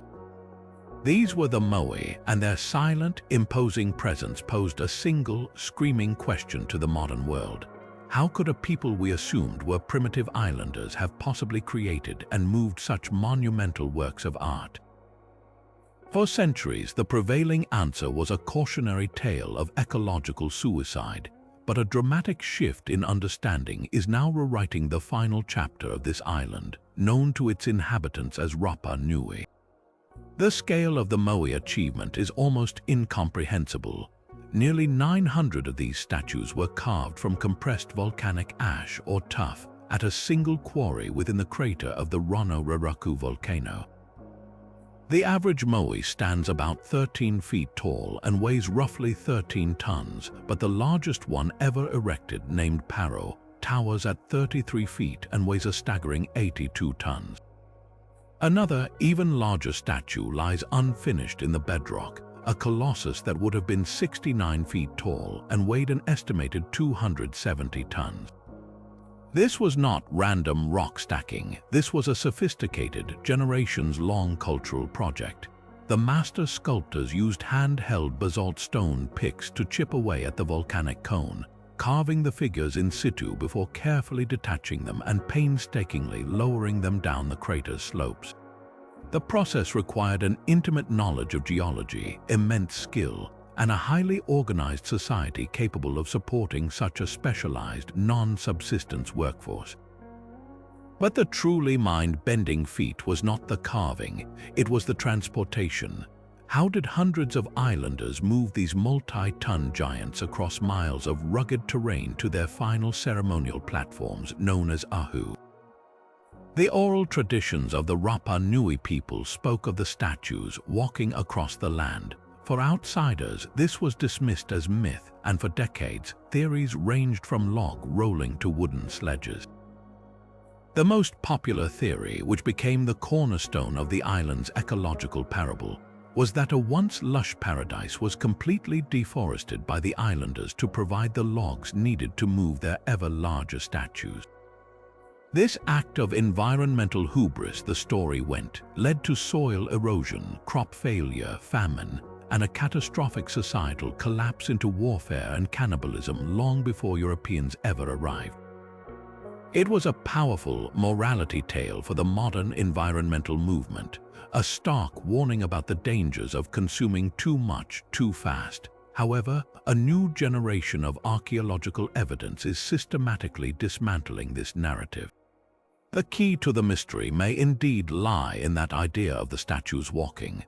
Researchers experimenting with actual Moai replicas have demonstrated that with 3 sturdy ropes and a coordinated team, a multi-ton statue can indeed be made to walk in a rocking motion from side to side, pivoting on its belly.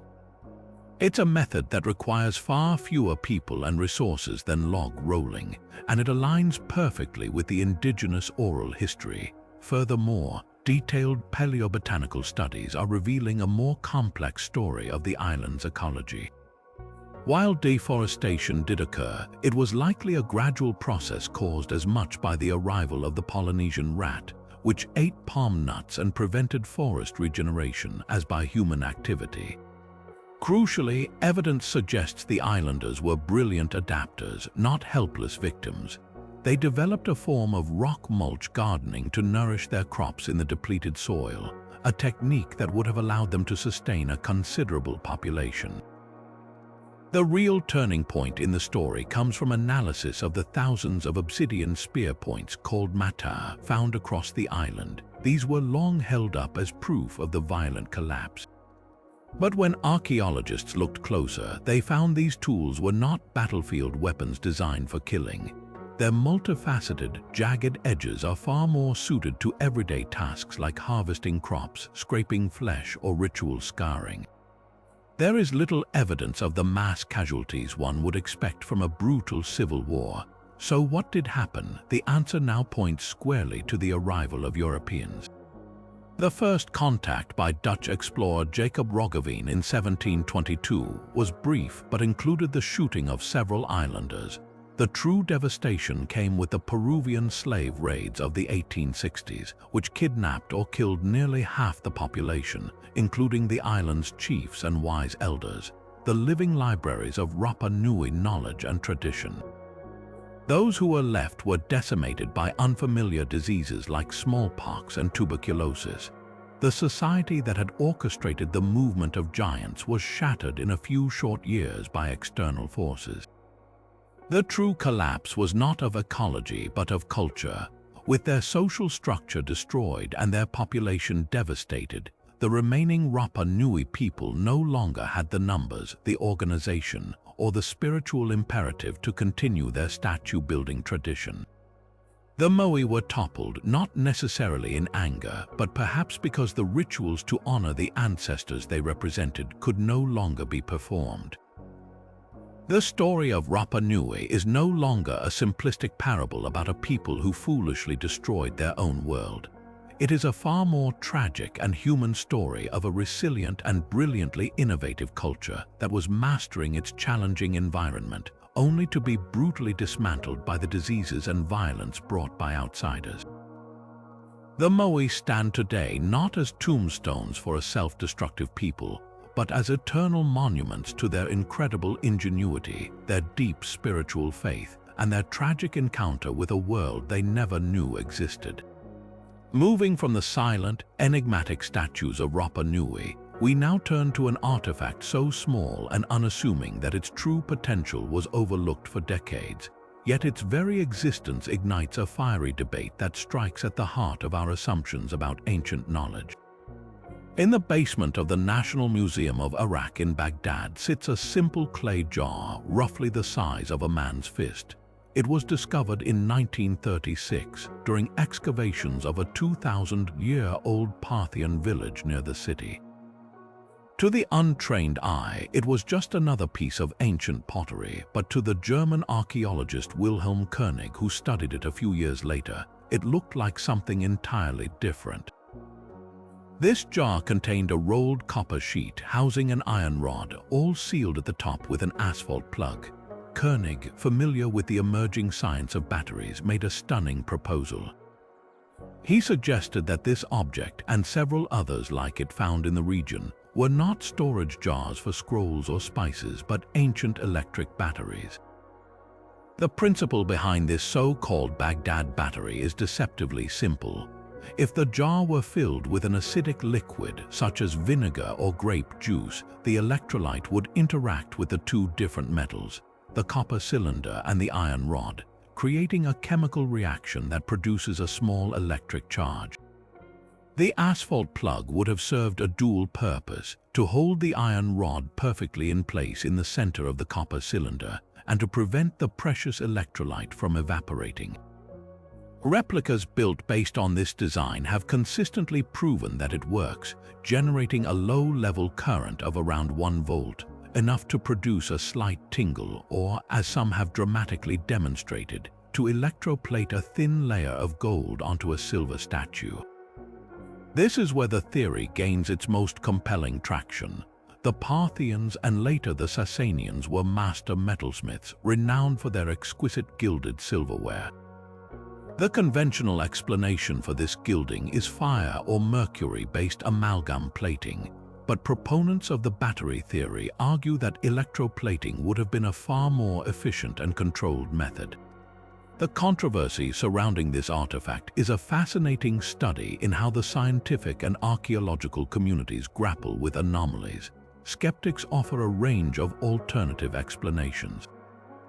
Perhaps the jars were simply secure storage containers for sacred scrolls, with the iron and copper acting as protective, non-flammable rods to hold the valuable parchment. The asphalt seal would have been perfect for keeping out moisture and pests. Others suggest they were used for some form of magical or religious ritual, holding substances that would create a mysterious, bubbling reaction to impress the faithful. The main scientific objection is the lack of any supporting evidence. No wires, no connectors, and no electroplated artifacts that definitively could not have been made by other known ancient techniques have ever been found alongside these jars. If these were batteries, where is the rest of the circuit? This central debate is precisely what makes the Baghdad battery so transformative, regardless of its true function. It forces us to ask uncomfortable questions about technological lineage and the nature of innovation. Our standard view of history is one of linear progress. We discovered electricity in the 18th century, leading to the modern electrical age. The idea that a basic form of this knowledge might have existed 2,000 years ago, only to be completely lost for millennia, disrupts that clean narrative.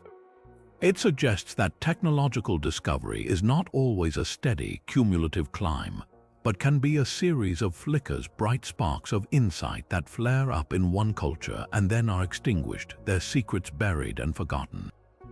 Perhaps the Baghdad battery was not a battery at all, but the curiosity of a single, brilliant artisan who stumbled upon a strange phenomenon and never fully grasped its world-altering potential.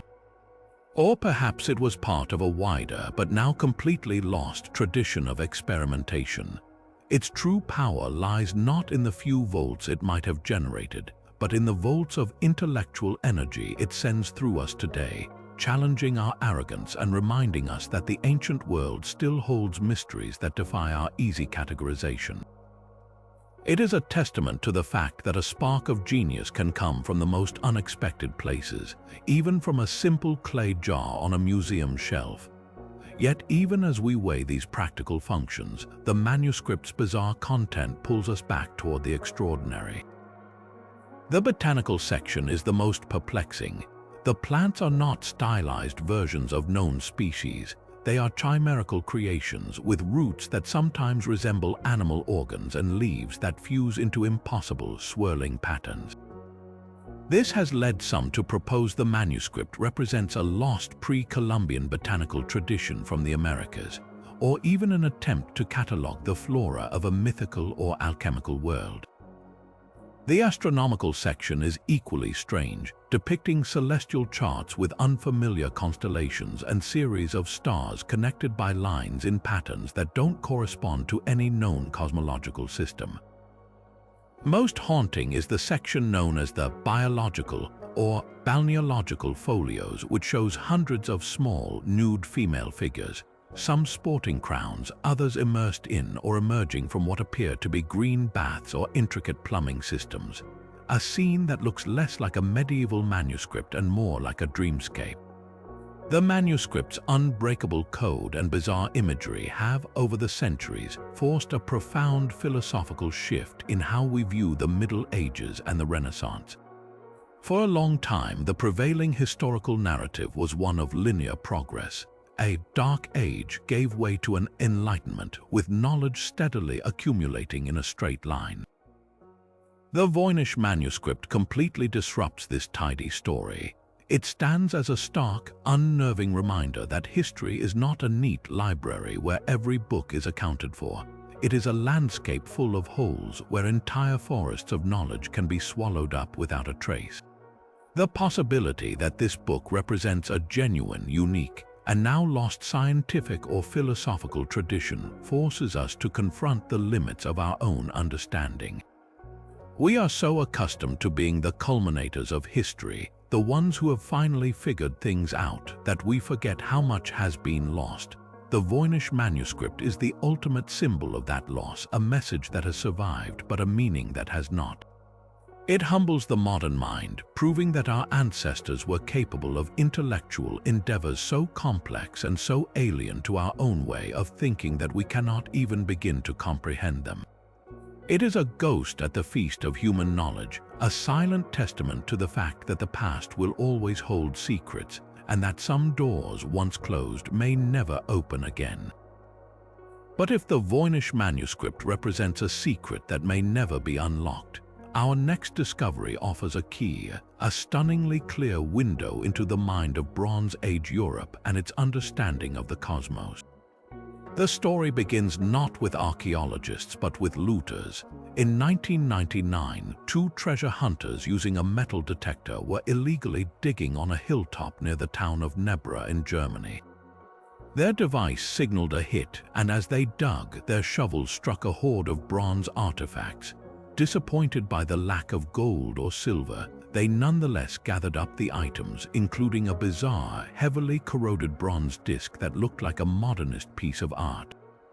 They had no idea they had just unearthed one of the most important archaeological finds of the 20th century, an object that would rewrite the history of astronomy.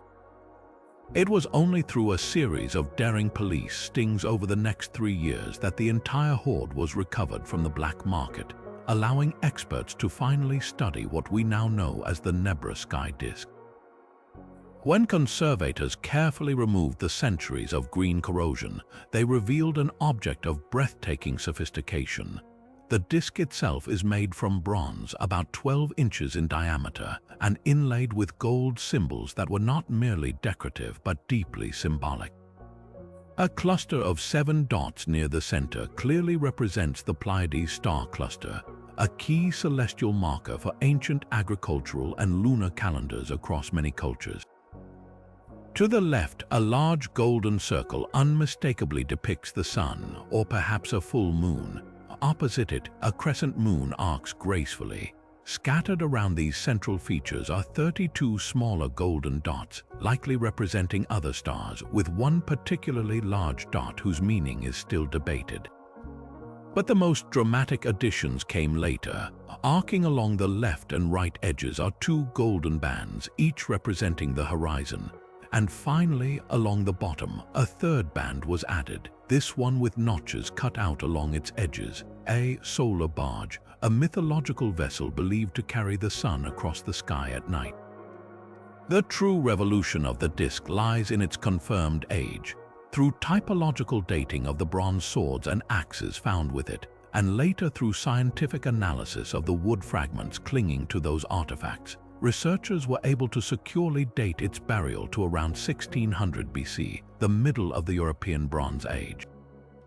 This makes the Dendera sky disk the oldest known concrete depiction of cosmic phenomena in the world, a portable astronomical instrument predating any similar device by nearly 1,000 years.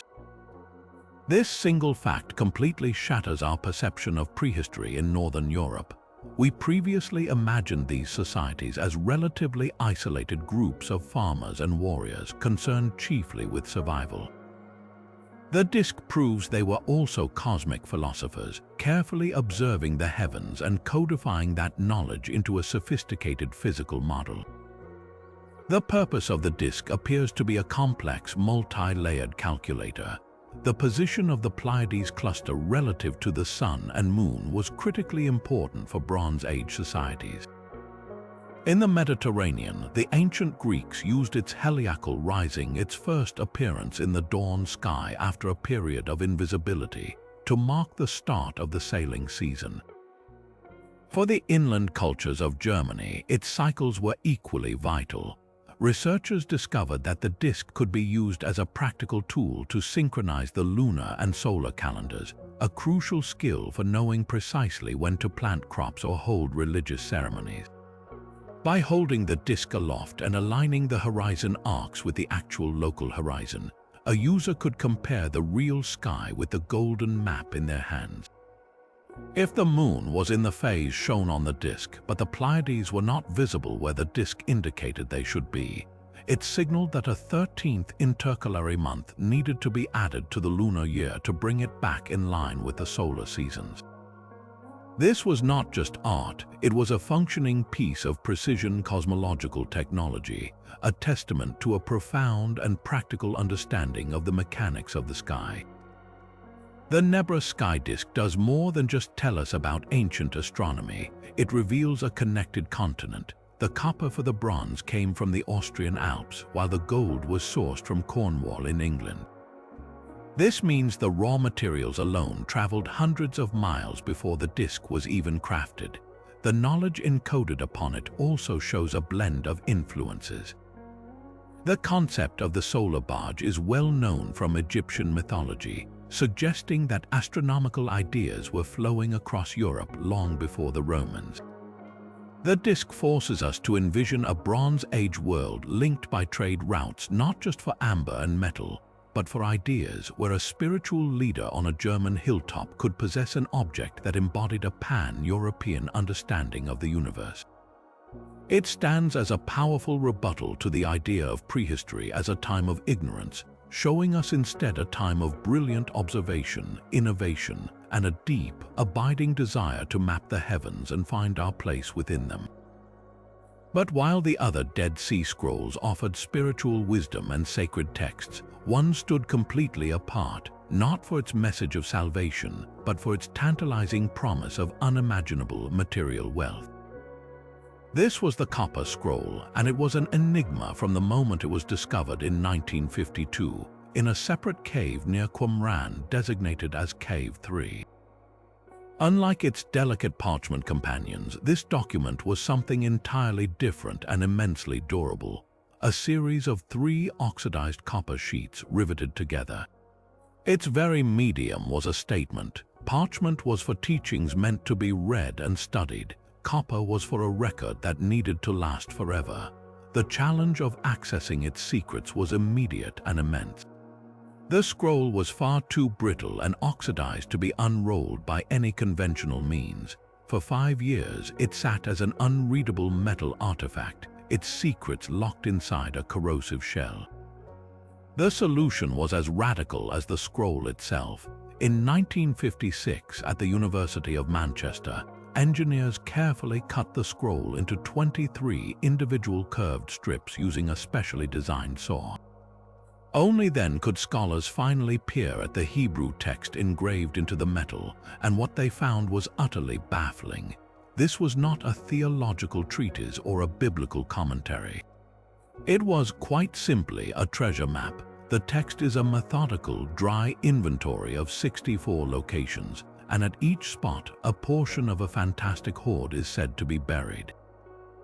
The quantities are not just large, they are staggering, almost mythological. It lists over 4,600 talents of gold and silver, along with vast amounts of precious spices, ritual oils, priestly vestments, and hundreds of other valuable items.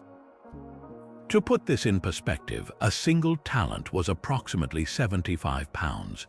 This would mean the scroll describes a hoard containing over 170 tons of gold and silver, a quantity that would dwarf the entire royal treasury of any known ancient kingdom. The descriptions of the hiding places are simultaneously precise and maddeningly vague. They reference specific landmarks, caves, tombs, gutters, and pools, many with names that have been lost to time. One entry might read, "In the ruin that is in the valley of Achor, bury 4 cubits under the steps leading to the east, a chest of silver and its vessels." Weight 17 talents. This incredible list immediately ignited a firestorm of debate that continues to this day. Is this a literal record of the hidden wealth of the Jerusalem temple, squirreled away by priests to protect it from the advancing Roman legions during the First Jewish Revolt? If so, it represents a historical bombshell of unparalleled proportions, a secret ledger for the greatest treasure hunt in history. Treasure hunters and archaeologists have spent decades scouring the Judean desert, trying to match the scroll's cryptic directions to the actual topography, but not a single ounce of this colossal treasure has ever been found. The sheer scale of the wealth has led many skeptics to argue that it cannot be real, that no such treasury ever existed. This has given rise to the other major interpretation, that the treasure is not literal but symbolic. Perhaps the gold and silver represent esoteric religious knowledge, the true treasure of the community being their secret teachings and mystical insights. The copper scroll, in this view, is not a map but an allegory, its locations referring to steps in a spiritual journey and its wealth denoting levels of enlightenment. The scroll's unique language supports this idea to some extent. It is written in a form of Hebrew that differs significantly from the other Dead Sea Scrolls, closer to the Mycenaean Hebrew of a later period, and it even includes a few words of Greek. This has led some scholars to propose it may be a later addition, not originally part of the Qumran library at all. The true nature of the copper scroll likely lies somewhere between these two extremes. The most compelling theory is that it does indeed describe real treasures, but not on a scale that is meant to be taken literally. The amounts may be wildly exaggerated, or the talents may refer to a much smaller unit of weight. The treasures listed could represent the collective hidden wealth of many families or a community, recorded for safekeeping on a material that would endure. Its presence among the other scrolls suggests the Qumran community, often portrayed as austere and separatist, may have had a practical, logistical role in safeguarding assets during a time of terrible crisis. The copper scroll remains the ultimate cold case, a puzzle of history and faith. It refuses to give up its secret, forever tormenting us with the possibility that a fortune in ancient gold still lies buried beneath the stones and sands, waiting for someone to finally decipher a 2,000-year-old riddle. Yet even as the Nebra sky disk reveals a Bronze Age mine keenly mapping the heavens, another artifact from the same era presents a celestial mystery of a different kind. One etched not in gold on bronze, but in clay, and speaking a language we can see but cannot hear. Our journey now takes us to the sun-drenched island of Crete, to the ruins of the Minoan palace of Phaistos. It was here, in the summer of 1908, during excavations led by Italian archaeologist Luigi Pernia, that workers uncovered a most peculiar object in a basement cell of the ancient complex. It was a disk of baked clay, roughly 6 inches in diameter, and unlike any other artifact ever found in the Mediterranean world. Both of its faces were covered with a continuous spiral of strange, stamped symbols, hieroglyphs of men and women, birds and fish, flowers and tools, all seemingly pressed into the soft clay with individual seals before it was fired. This was the Phaistos disk, and its discovery would introduce a riddle that has confounded linguists, archaeologists, and cryptographers for over a century. The disk is immediately captivating for its aesthetic beauty and its bewildering uniqueness. It contains 241 individual tokens, made up of 45 distinct signs, arranged in a clockwise spiral on both sides. These are not hand-drawn or incised, they are clearly printed, each sign a separate punch stamp pressed into the clay. This single fact is what makes the disk so profoundly transformative and controversial. It represents a technology-movable type printing that we believed was invented in East Asia around the 7th century AD, and then independently in 15th century Europe by Johannes Gutenberg. The Phaistos disk predates this by over 2,500 years. It suggests that the Minoans, this magnificent, sophisticated, and still enigmatic civilization, may have stumbled upon the core principle of printing and then, for reasons lost to time, abandoned it completely. It stands as a stunning technological anomaly, a lone beacon of an idea that flickered brightly in the 2nd millennium BC and then was extinguished for ages. The central mystery, of course, is the message itself. What does it say? The text has defied every attempt at decipherment, earning its reputation as one of the world's greatest cryptographic puzzles. The fundamental problem is its isolation. We have no bilingual text, no Rosetta Stone for Minoan. The disc is a hapax legomenon, a one-off. No other example of this script has ever been found anywhere on Crete or beyond. The symbols themselves are a fascinating mix of the recognizable and the abstract. We can easily identify a helmeted head, a captive with bound hands, a beehive, a ship, and a lyre. But their meaning, when sequenced together, is utterly opaque. This hasn't stopped a torrent of attempted interpretations, each more creative than the last. Some scholars argue it is a religious hymn, a prayer to a Minoan goddess. Others believe it is a geometric puzzle or a board game. More adventurous theories propose it is a narrative poem, a legal document, or even an astronomical calendar. The very existence of the disc forces us to reconsider the complexity of Minoan administration and communication. We know they used other scripts, namely the still undeciphered Linear A and the later Greek-derived Linear B. But those were written by hand on clay tablets. The Phaistos disc is something else entirely, a premeditated, manufactured document. The creation of a full set of 45 unique stamps would have been a significant investment of time and resources. This implies the script was intended for repeated use, perhaps for official proclamations that needed to be duplicated and distributed, or for specialized religious texts. The fact that it was found in a palace context suggests it held importance, that its message was deemed valuable enough to preserve in this durable, innovative format. Yet the complete absence of any other printed material from the period deepens the mystery. Was this the proud invention of a single artisan, a prototype that never caught on? Was it an import from a still unknown culture, or does it point to a brief, localized practice of printing that has simply eluded archaeology? This last question is at the heart of the disc's enduring challenge. A small but vocal minority of scholars have even questioned its authenticity, suggesting it could be an elaborate 20th century hoax. They point to its uniqueness, its surprisingly good condition, and the fact that its discoverer, Luigi Pernia, was under professional pressure to make a significant find. However, stylistic analysis of the symbols shows strong parallels with other authenticated Minoan art, and thermoluminescence dating has confirmed the disc was indeed fired in antiquity.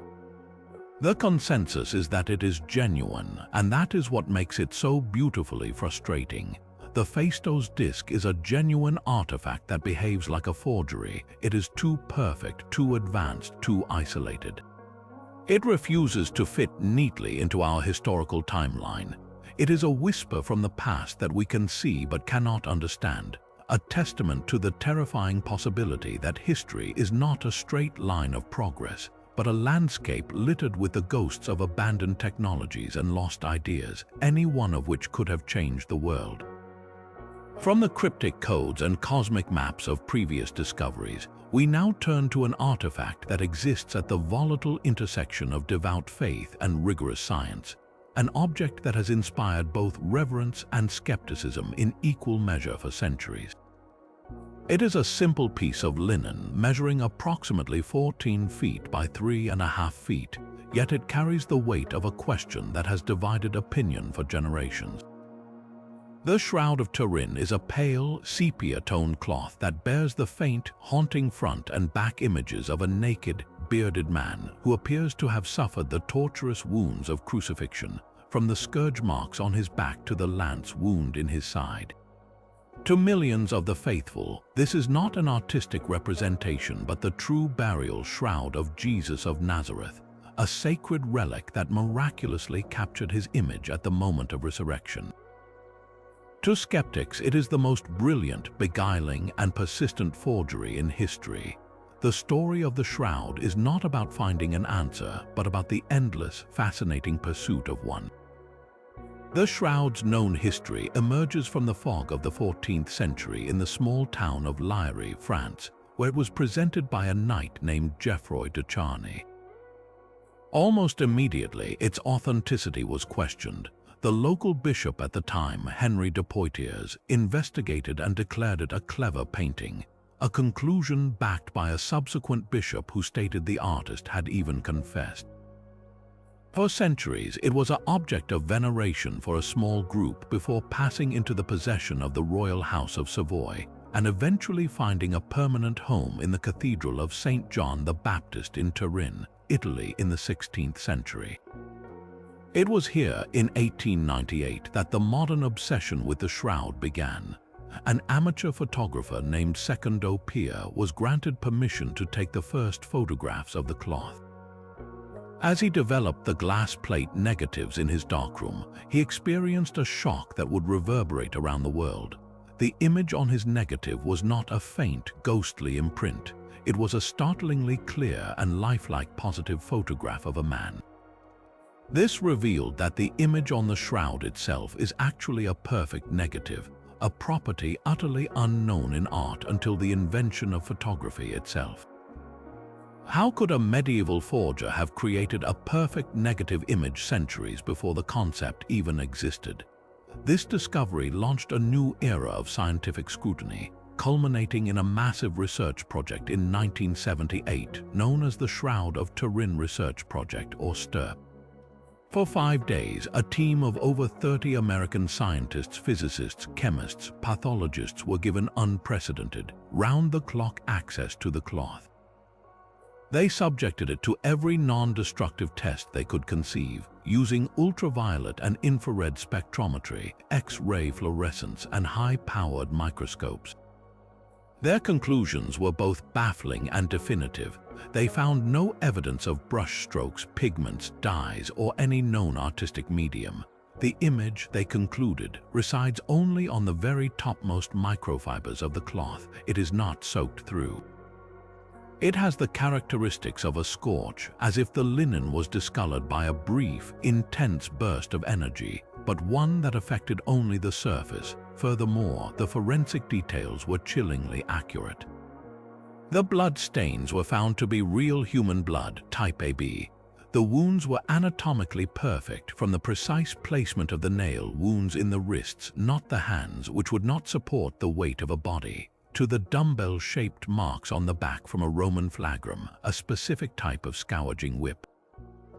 The image also shows over 100 wounds consistent with a crown of thorns, and the linen fibrils in the wound areas were cemented together with a substance identified as bilirubin-rich serum, which would be present in the blood of someone who had suffered severe trauma. The scientific data seemed to be building an irresistible case for authenticity. Then came the event that seemed to shatter that case completely, the radiocarbon dating. In 1988, with the permission of the Vatican, 3 renowned laboratories at the University of Oxford, the University of Arizona, and the Swiss Federal Institute of Technology were each given a single postage stamp-sized sample of the shroud to date. The process was designed to be blind and definitive. The results, announced at a press conference to a global audience, were unanimous. The samples dated from between 1260 and 1390 AD with a 95% confidence level. To the world, the case was closed. The shroud was a medieval fake, but almost immediately, a chorus of dissenting voices emerged from within the scientific community itself. Critics of the carbon dating pointed to a crucial fact often overlooked in the headlines. The sample taken was from a corner of the shroud that had been handled, mended, and drenched in water during a chapel fire in 1532. They argued this corner was heavily contaminated with carbon from newer cotton fibers used in medieval repairs, as well as from soot and fungal and bacterial growth, all of which would skew the results to a much younger age.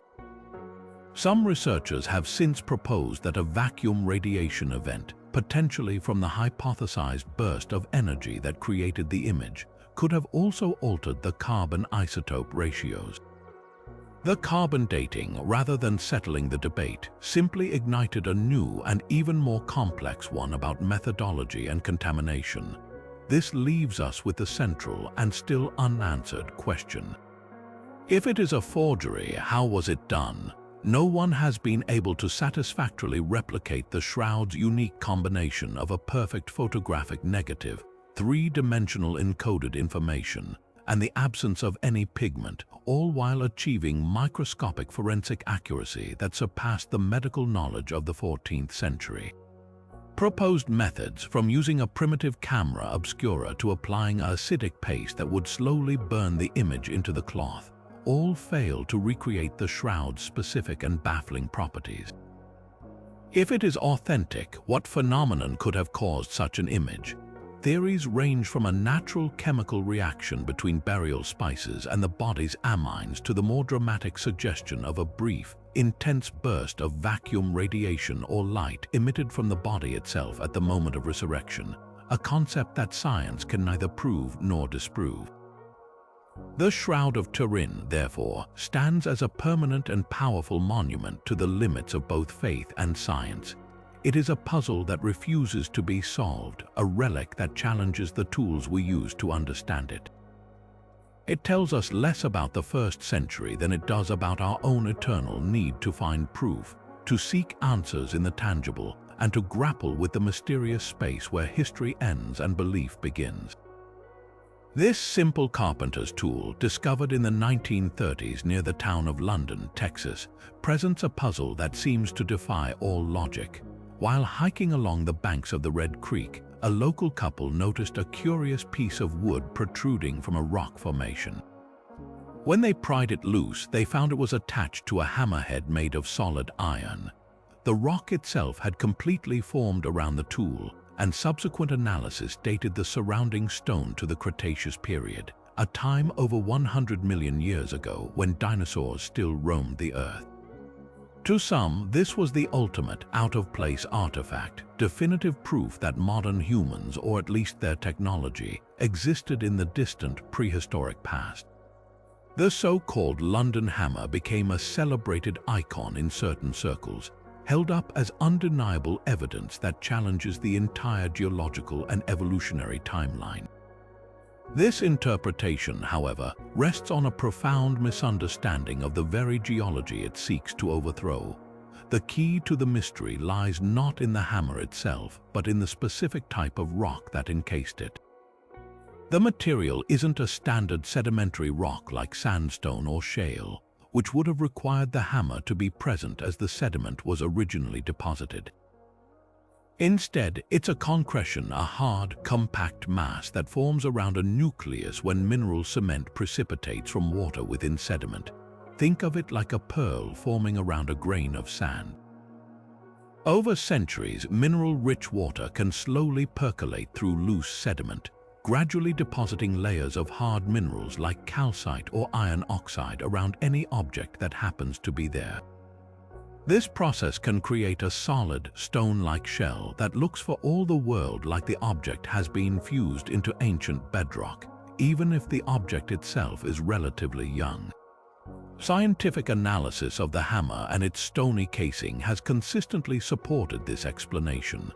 The wooden handle has undergone a process of mineralization, where the original organic material has been replaced by minerals, but it has not been completely fossilized. This suggests the handle is old, likely from the 19th century, but not millions of years old.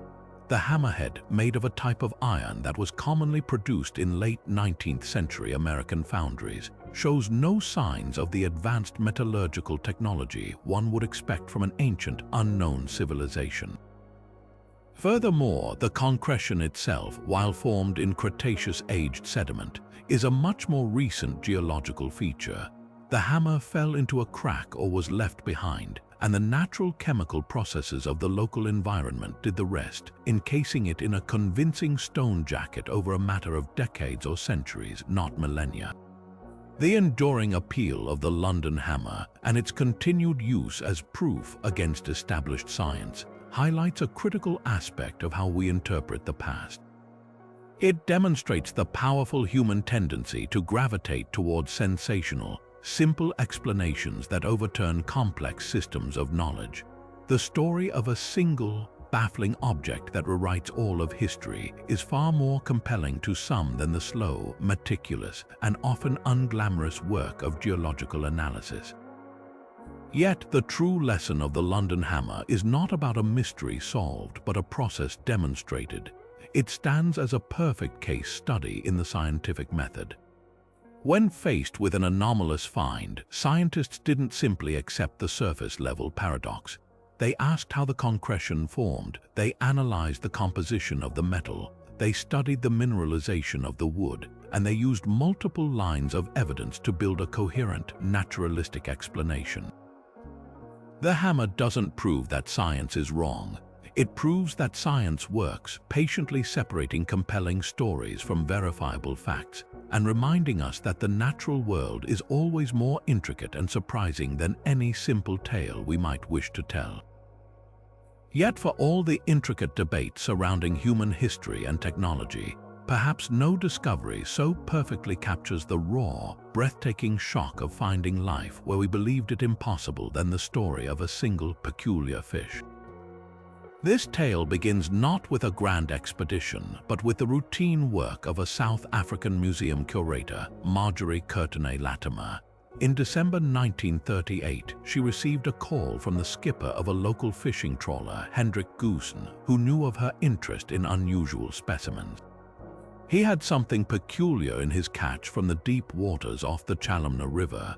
What she found on the dock was a fish unlike any she had ever seen. It was over 5 feet long, powerfully built, and armored in heavy scales that were a stunning, iridescent blue. But its most extraordinary features were its fins, fleshy, limb-like lobes that seemed to sprout from its body, almost like the beginnings of legs.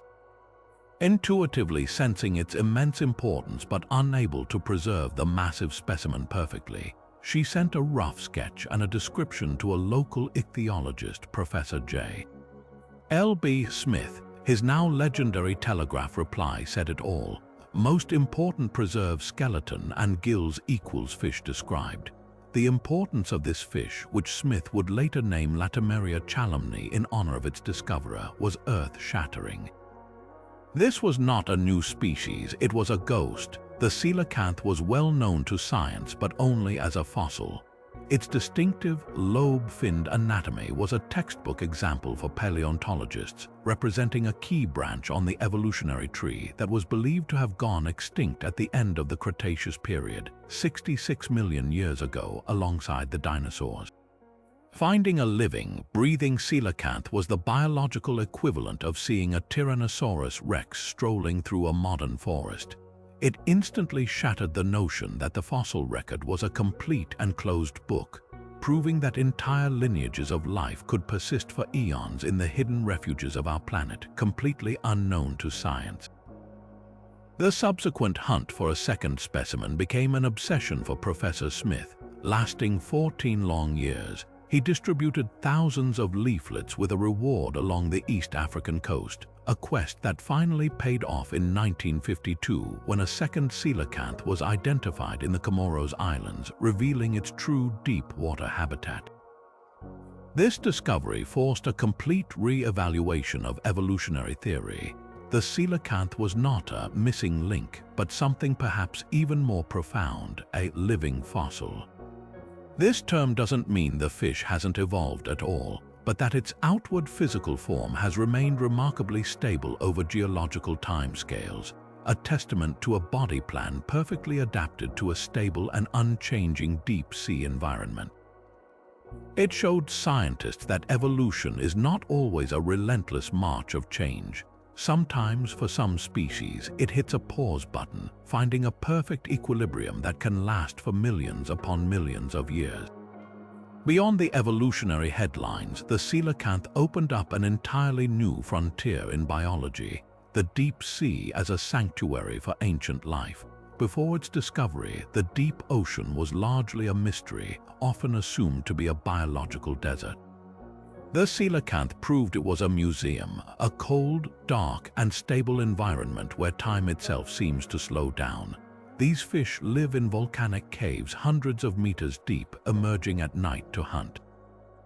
Their peculiar physiology is a window into the past, They possess a hinged joint in their skull that allows them to lift the front portion of their head to engulf large prey, a feature clearly seen in their fossil ancestors. They have a vestigial lung filled with fat, a remnant of a time when their ancestors might have breathed air in shallow waters. Most fascinatingly, they give birth to live young, a rare and advanced reproductive strategy that was completely unexpected for such an ancient lineage. The ongoing study of the coelacanth continues to revolutionize our understanding. The discovery of a second, separate species near Indonesia in 1997 proved that these living fossils were more widespread and genetically diverse than anyone had dreamed. Genetic analysis has shown that while they look similar to their fossilized cousins, their genes have been evolving at an incredibly slow rate, further solidifying their status as nature's ultimate conservatives. The coelacanth stands as a powerful, swimming rebuke to human arrogance. It reminds us that our planet still holds profound secrets and that the history of life is not a simple, linear path but a complex web with many threads still waiting to be pulled. It is a magnificent relic, a creature that swam with the dinosaurs and against all odds is still here today, a timeless envoy from a world we thought was lost forever. Yet standing silent guard over the intricate gears of the Antikythera mechanism in the ship's hold was another treasure, one that embodied the human ideal that the mechanical computer sought to chart in the stars. As divers carefully extracted the mechanism's corroded fragments, their lights also glinted off the form of a life-sized bronze figure lying amidst the wreckage. When this statue was finally raised and restored, the world was confronted with one of the most breathtaking masterpieces of Greek sculpture ever discovered, the Antikythera epheb. This was not a mere artifact, it was a youth frozen in a moment of perfect divine animation, a testament to a level of artistic genius that the classical texts had described but no surviving statue had ever proven with such stunning clarity. The term epheb refers to a young man on the cusp of adulthood, and this figure captures that transitional moment with unparalleled grace. He stands in a relaxed, naturalistic contrapposto pose, his weight shifted onto one leg, his hips slightly tilted, creating a gentle S-curve that brings the entire form to life. His right arm is raised, perhaps once holding an object, while his left arm is extended outward. But it is the face that truly mesmerizes. His gaze is turned away, looking into the distance with a serene, almost dreamy contemplation. His lips are slightly parted, his expression a complex blend of youthful innocence and dawning awareness. The craftsmanship is so exquisite that you can see the delicate rendering of his fingernails, the subtle tendons in his wrists, and the soft, almost lifelike texture of his skin, achieved through the lost wax casting process executed with peerless skill.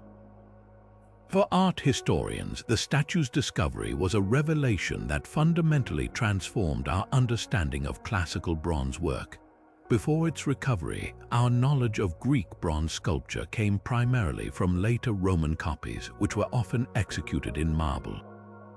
These copies, while beautiful, lack the dynamic energy and fine detail that can be achieved in the original medium.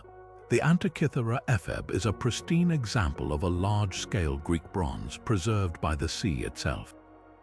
It demonstrated the breathtaking potential of the medium, the way Greek sculptors could achieve astonishingly thin castings for the lips and eyelids, the incredible strength that allowed for daring, extended poses without the need for stone supports, and the way they inlaid eyes with glass and stone to create a hauntingly lifelike presence. This single statue provided the missing manual for a lost art form, showing us that the written praises of ancient bronzes by authors like Pliny were not exaggerations but understatements.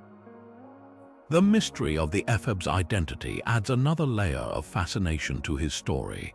Whom does this beautiful youth represent? For decades, the leading theory held that he was Paris, the Trojan prince, in the act of presenting the golden apple to Aphrodite, an award that would set in motion the entire Trojan War. The statue's expression of contemplative choice, his raised hand perhaps holding the fateful fruit, supports this idea. More recently, however, a compelling alternative has gained traction. Some scholars now argue he represents the hero Perseus, triumphantly holding aloft the severed head of the Gorgon Medusa. This interpretation hinges on the precise angle of his gaze, which would be turned away to avoid the Gorgon's petrifying stare, and the positioning of his arms, which could have once held a sword and the mythical head. This debate is far from trivial. It is a window into the Greek mind. Is this a figure of fatal, romantic choice or of heroic, monstrous conquest? The statue's silence on the matter forces us to engage with the myths themselves, to see them not as simple stories but as complex narratives about power, beauty, and consequence that the Greeks immortalized in bronze.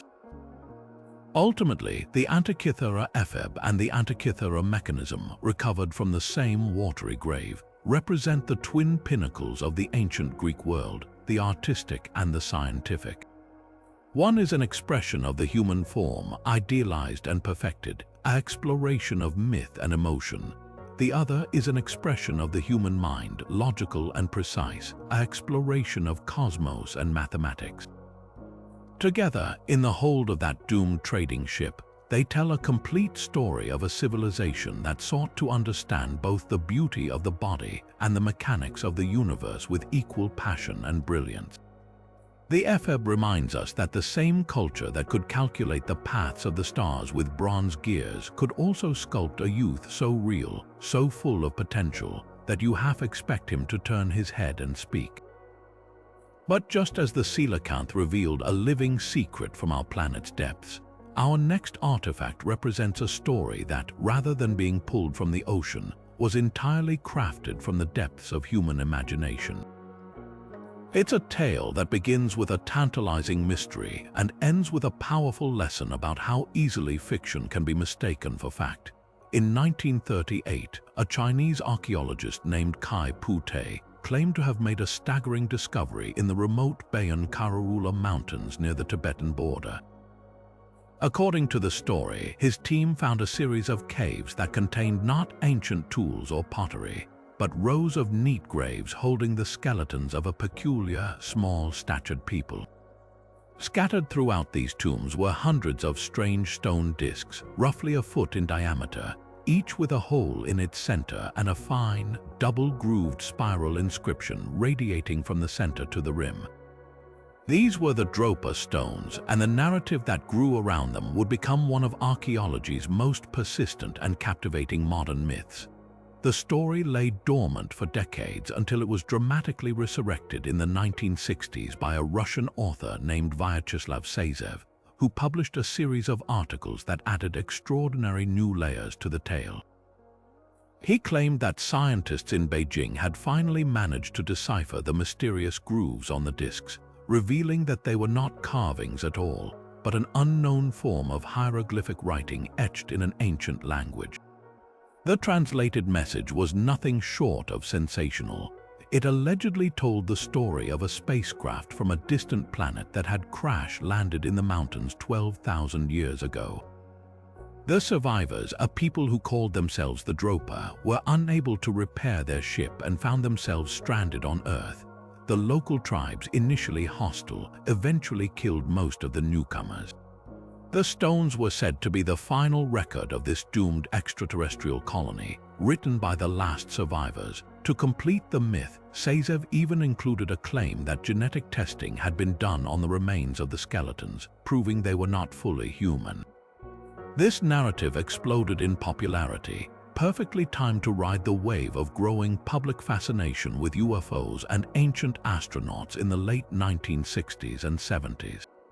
It had all the ingredients of a perfect alternative history: an intrepid explorer, a remote and mysterious location, an unexplained artifact, and a revelation that challenged everything we thought we knew about our past.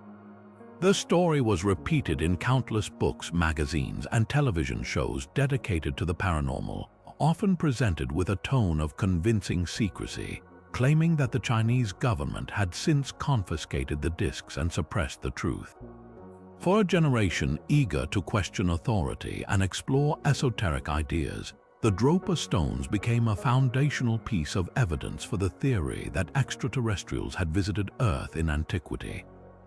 However, when subjected to the rigorous tools of historical and archaeological scrutiny, the entire story unravels completely.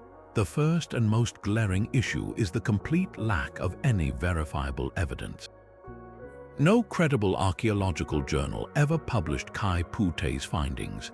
The discs themselves have never been photographed in a scientific context, nor have they ever been displayed in any museum.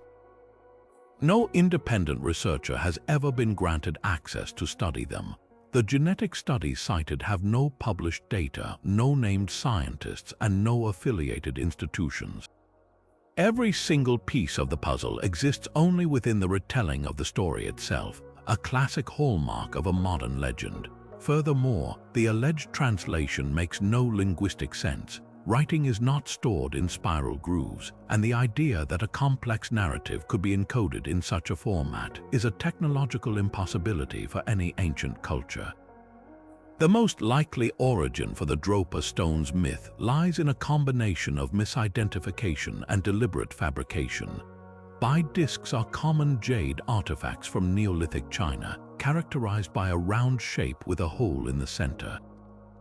They were ritual objects often placed in burials, and while they are sometimes decorated, they certainly do not contain spiral grooves with tiny hieroglyphs.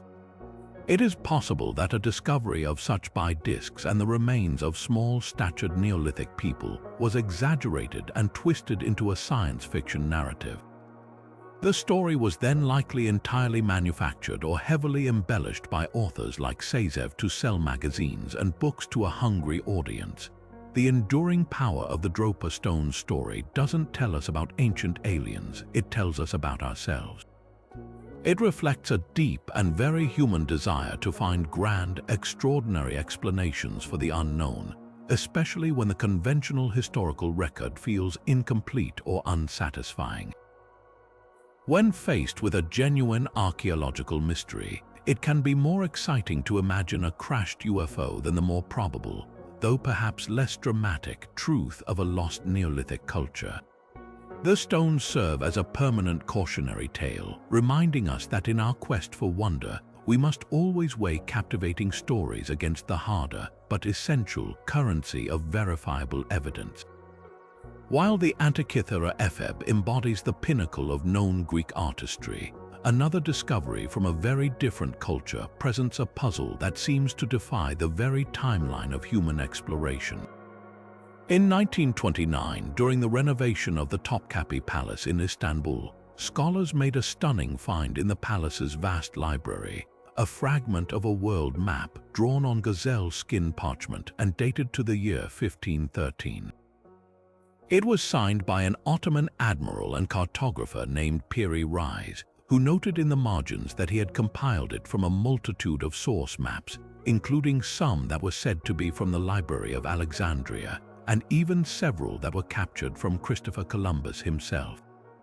At first glance, it was a remarkable example of early Ottoman cartography, but it was the details at the very bottom of the map that would ignite a firestorm of controversy and speculation for decades to come.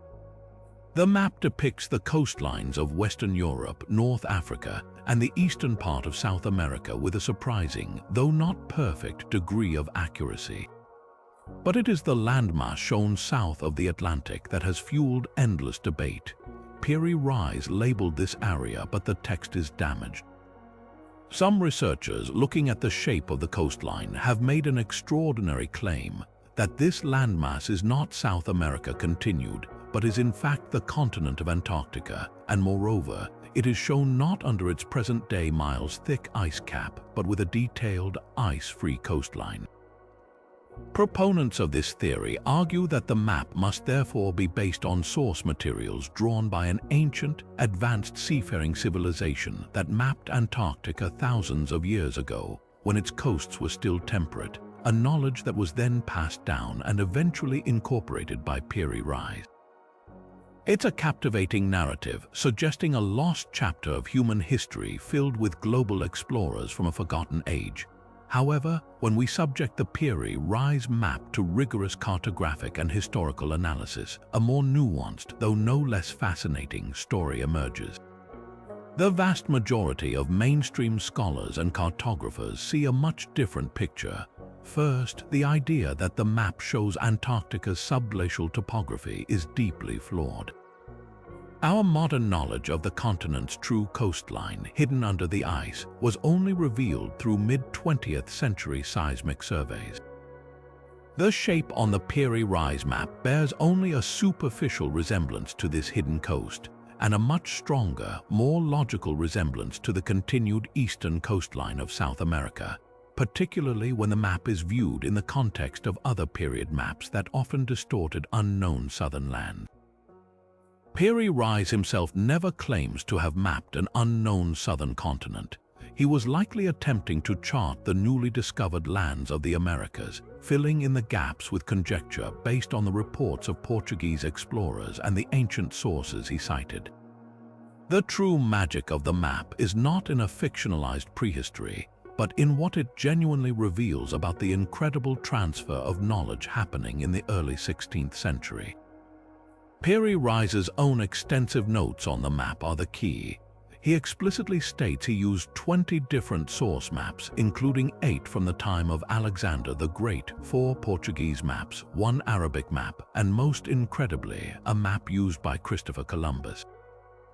This admission makes the Piri Reis map a unique palimpsest, a layered document showing how geographical intelligence was being rapidly synthesized from classical, European, and Islamic traditions in the vibrant intellectual hubs of the Ottoman Empire. The mysterious accuracy of certain parts of the Brazilian coast likely doesn't come from ancient astronauts or Atlanteans, but from the simple fact that Portuguese explorers had already been charting that coastline for over a decade, and their knowledge, whether through captured maps or espionage, had made its way to Istanbul. This is the map's true legacy. It stands as a powerful testament to the interconnectedness of the Renaissance world, often portrayed as a clash between East and West, but here revealed as a complex web of shared information, rivalry, and intellectual curiosity. The exaggerated claims about its depiction of Antarctica, while scientifically baseless, have ironically served a valuable purpose. They have drawn intense public interest to the map, which in turn has funded deeper scholarly research into its actual origins and sources. The Piri Reis map teaches us a crucial lesson about historical artifacts. Their greatest value is not always in confirming our most fantastical theories, but in challenging us to understand the complex, real-world context in which they were created. It is not a key to a lost world, but a magnificent mirror reflecting the bustling, ambitious, and interconnected world of the 16th century, where an Ottoman admiral in Istanbul could sit with maps from Lisbon, Genoa, and perhaps even from the hand of Columbus himself, and attempt to piece together the entire known world. Few artifacts capture the American desire for a more epic pre-Columbian history quite like the Kensington Runestone.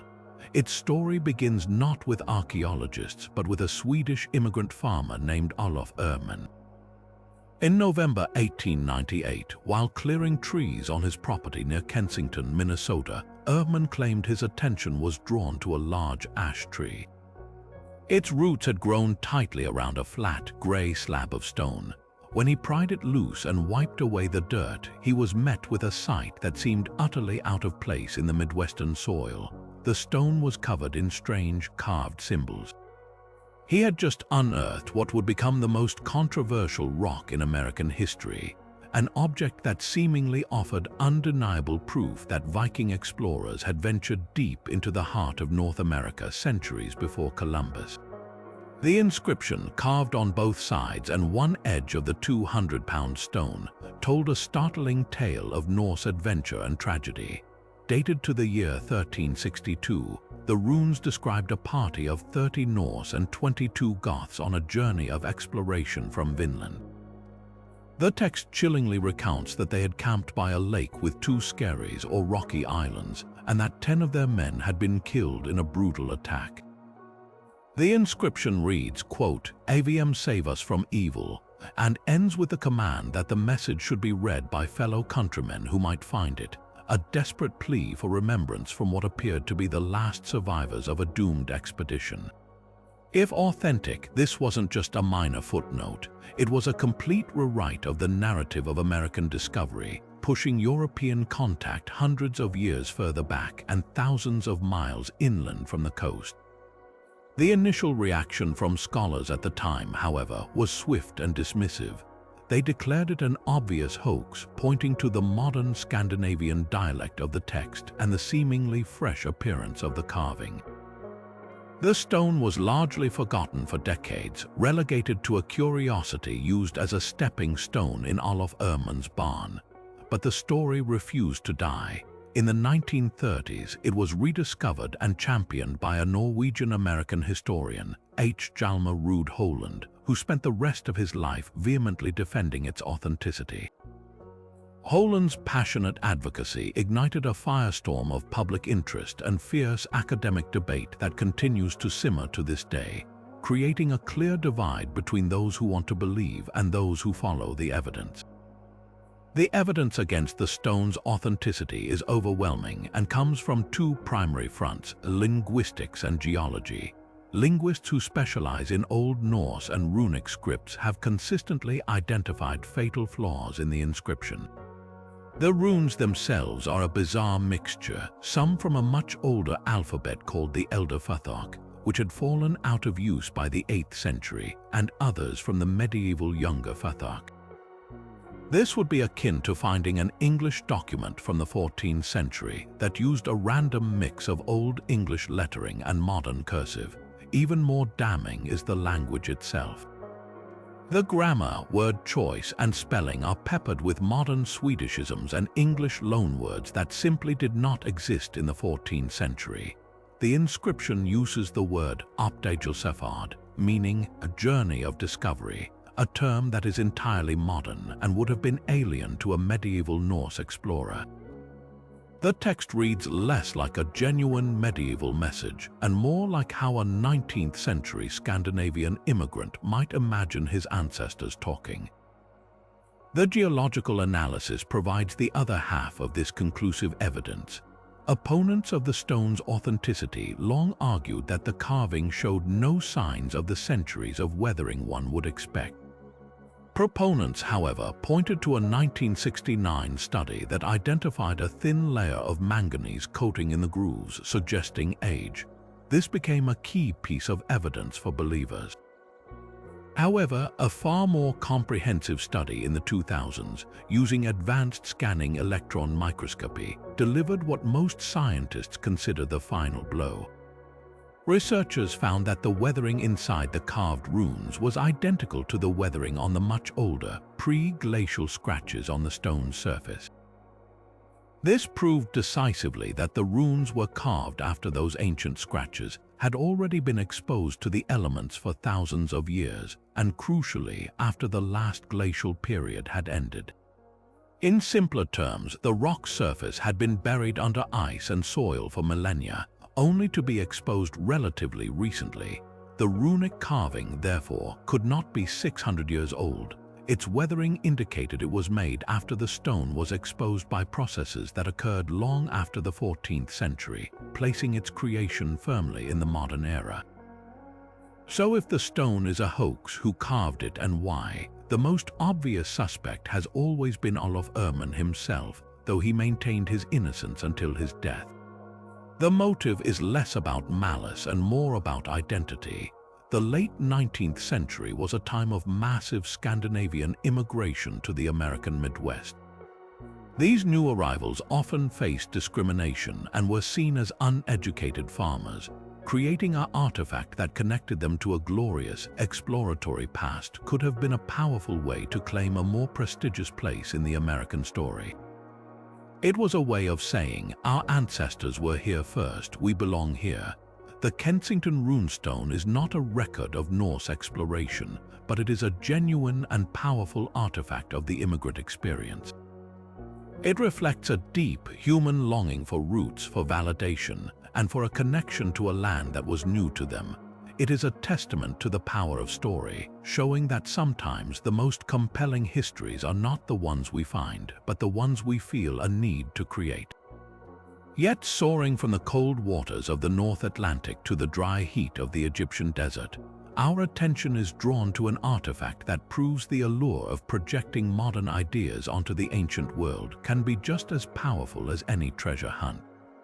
In 1898, the same year the Kensington Runestone was supposedly discovered, archaeologists excavating a tomb in Saqqara, Egypt, uncovered a small, carefully carved object made of sycamore wood. It was a simple, elegant figure clearly resembling a bird. It had a straight body, a vertical tail fin, and wings that swept back in a smooth, aerodynamic curve.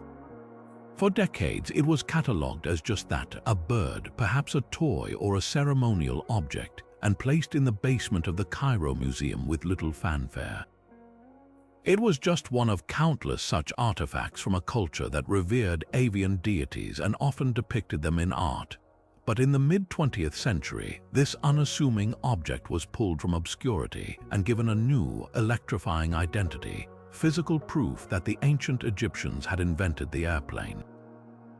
The seed of this radical idea was planted when Dr. Kolul Messiha, an Egyptologist and model plane enthusiast, was examining the so-called Saqqara bird in the 1970s. To his eye, trained in aeronautics, the object didn't look quite right for a bird. Its most striking feature was the complete absence of legs, feet, or any decorative markings like feathers or eyes that are ubiquitous in other Egyptian bird figurines. Instead, its most prominent feature was its unusual, perfectly perpendicular tail fin, a characteristic not found on any bird in nature, but a standard and essential component for stability on the horizontal stabilizer of a modern aircraft. Messiha's theory ignited a firestorm of speculation. He and other proponents argued that the Saqqara bird was not a bird at all, but a scale model of a working monoplane glider, a testament to lost ancient knowledge. They suggested that a missing part, perhaps a separate piece once attached to the front, could have served as a propeller, and that the ancient Egyptians understood the principles of lift and flight over 2,000 years before the Wright brothers. The idea is undeniably captivating, a narrative that fits perfectly with the image of the Egyptians as mystical geniuses possessing secrets lost to time. To test the theory, several teams have even built scaled-up, balsa wood models of the artifact, adding the hypothesized weight to the nose for balance. In some of these tests, the models have indeed managed to achieve brief, stable glides when thrown. For those who want to believe, this is all the proof they need. The experiment seems to demonstrate that the object functions with aerodynamic principles. Therefore, the Egyptians must have designed it for that purpose. This line of thinking transforms the artifact from a simple curio into a revolutionary relic, suggesting a technological lineage so advanced it could rewrite the history of innovation. However, when we apply the rigorous standards of archaeology and Egyptology, this exciting theory begins to unravel.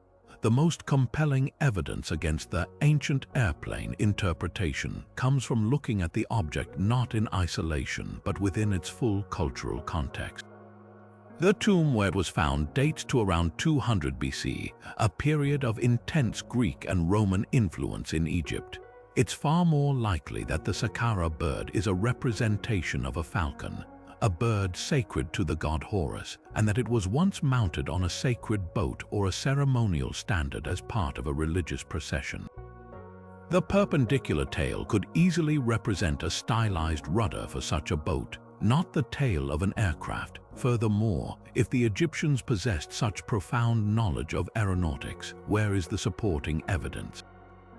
There are no diagrams of wings or control systems in any tomb, no mention of flight in any hieroglyphic text, and no other artifacts that even hint at such technology. In a civilization that meticulously recorded everything from tax receipts to religious rituals, the complete silence on the topic of flight is deafening. The true power of the Saqqara bird lies not in what it tells us about ancient Egyptian technology, but in what it reveals about our own modern desires. This small wooden object has become a perfect Rorschach test, a blank slate upon which we project our own assumptions and aspirations. We live in an age defined by rapid technological advancement, and it can be difficult to imagine that a past civilization could be brilliant in ways that are not technological. The Egyptians were master astronomers, architects, and artists, but their genius was expressed through religion, art, and monument building, not through engineering flying machines.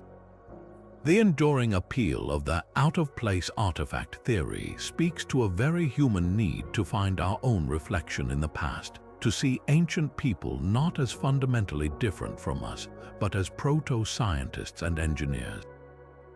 The Sakara bird serves as a crucial cautionary tale, reminding us that the most responsible way to honor the past is to understand it on its own terms, appreciating its unique and often spiritual achievements rather than forcing them to conform to our own modern, technological worldview. It is a beautiful, intriguing artifact, but its real flight is not through the air, it's through the boundless reaches of our imagination. This brings us to an artifact that encapsulates the entire mystery of Norse presence in North America, not in a grand hoard or a runic inscription, but in a single, solitary silver coin. The year was 1957, and amateur archaeologist Guy Melgren was conducting a dig at the Goddard site, a prehistoric Native American settlement on the coast of Maine. As he sifted through the soil of what was a massive trading center for the Penobscot people, he uncovered a small, thin sliver of metal blackened with age. It was set aside with other finds, initially catalogued as just another unidentified piece of English or American currency. It wasn't until nearly 2 decades later, in 1974, that the tiny coin was sent to a specialist for cleaning and identification. When the conservator's tools gently removed the centuries of grime, they revealed not a British penny, but something infinitely more astonishing. A silver Norse coin, minted over 1,000 years ago between 1065 and 1080, during the reign of King Olaf Kyrre of Norway. The immediate implication was staggering. Here was a coin from the height of the Viking Age, found not in a Norse farmstead in Greenland or Newfoundland, but deep within an unequivocally Native American context, hundreds of miles southwest of the only confirmed Norse site at Elance Oaks Meadows. The Maine Penny, as it became known, seemed to be the smoking gun, the first hard, numismatic evidence that the Norse had ventured far further down the North American coast than anyone had previously believed, engaging in direct trade with the indigenous peoples of the region. The discovery sent ripples of excitement through the archaeological community, appearing on the front page of the New York Times and quickly becoming a celebrated icon, a tangible link between the Viking world and the native cultures of New England. However, as with so many of these tantalizing finds, the initial excitement soon gave way to intense scrutiny and a cloud of ambiguity that persists to this day. The coin itself is undeniably genuine. Its style, inscription, and metallurgy are a perfect match for other coins from Olaf's reign. The central and ultimately unanswerable question is not about the coin's authenticity, but about its journey. How did this single piece of Norse silver find its way into a 12th century Native American shell midden in Maine? The most romantic and straightforward explanation is direct contact. Perhaps a Norse nar, a trading vessel, sailed down the coast from their base in Vinland, eventually making contact with the prosperous traders at the Goddard site.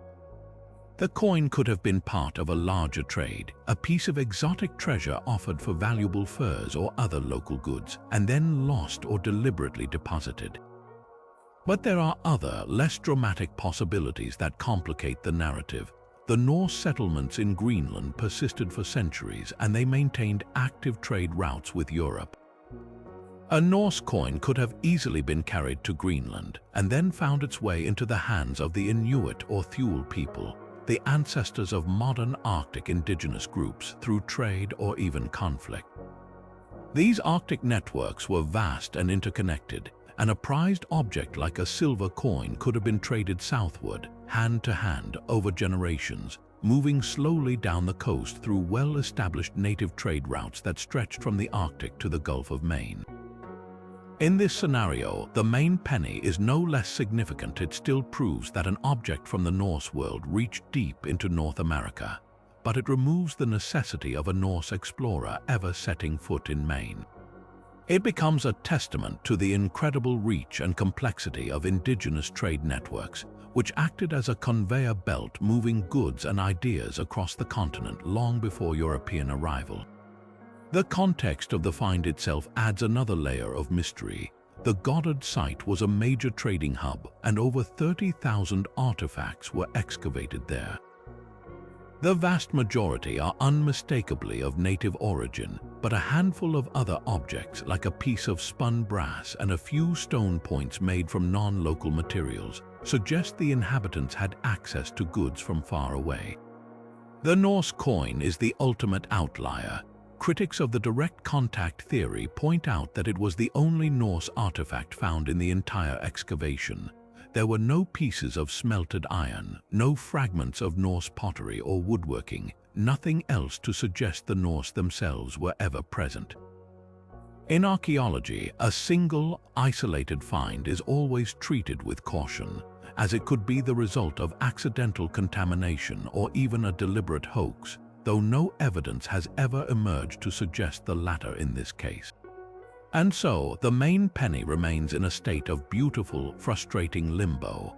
It is too powerful to dismiss and too ambiguous to fully embrace. It cannot tell us its own story. It refuses to confirm whether it was dropped by a Norse sailor gazing upon the coast of Maine for the first time, or whether it was the prized possession of a Penobscot trader who acquired it from a northern neighbor, who in turn had gotten it from another trader, in a chain of exchange that stretched back to a fleeting encounter on the icy shores of Greenland. This very ambiguity is what makes it such a perfect artifact for understanding the Norse experience in North America.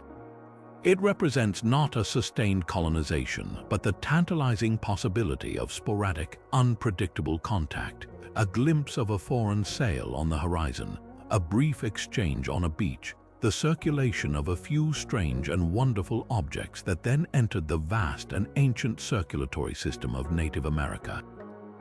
The Maine penny is not a chapter from a history book. It is a single, shimmering sentence from a story we can only half read. A permanent reminder that the past is often content to offer us clues rather than conclusions.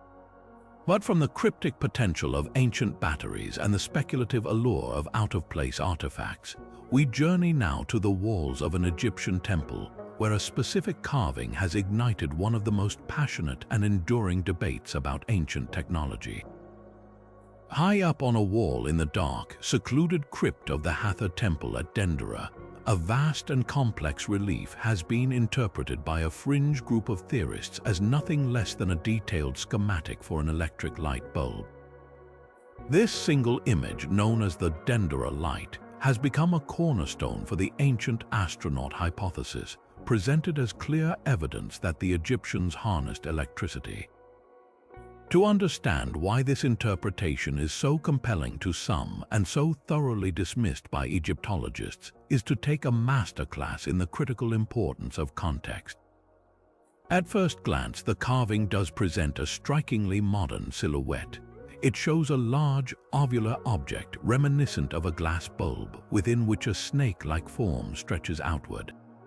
This bulb is attached to a pillar-like base which some have likened to a socket and is held aloft by a kneeling figure. A cable seems to run from the base to a box upon which sits a squat, two-armed deity. To modern eyes, conditioned by a world of technology, the parallels are undeniable. It's easy to see a light bulb, a socket, a power cable, and even a generator. This visual echo is the entire foundation of the theory, and it's a powerful one because it taps into our innate tendency to recognize familiar patterns, even where they may not exist. However, this interpretation requires one to surgically remove the image from its surrounding context, both immediate and cultural. Egyptology does not view this relief in isolation.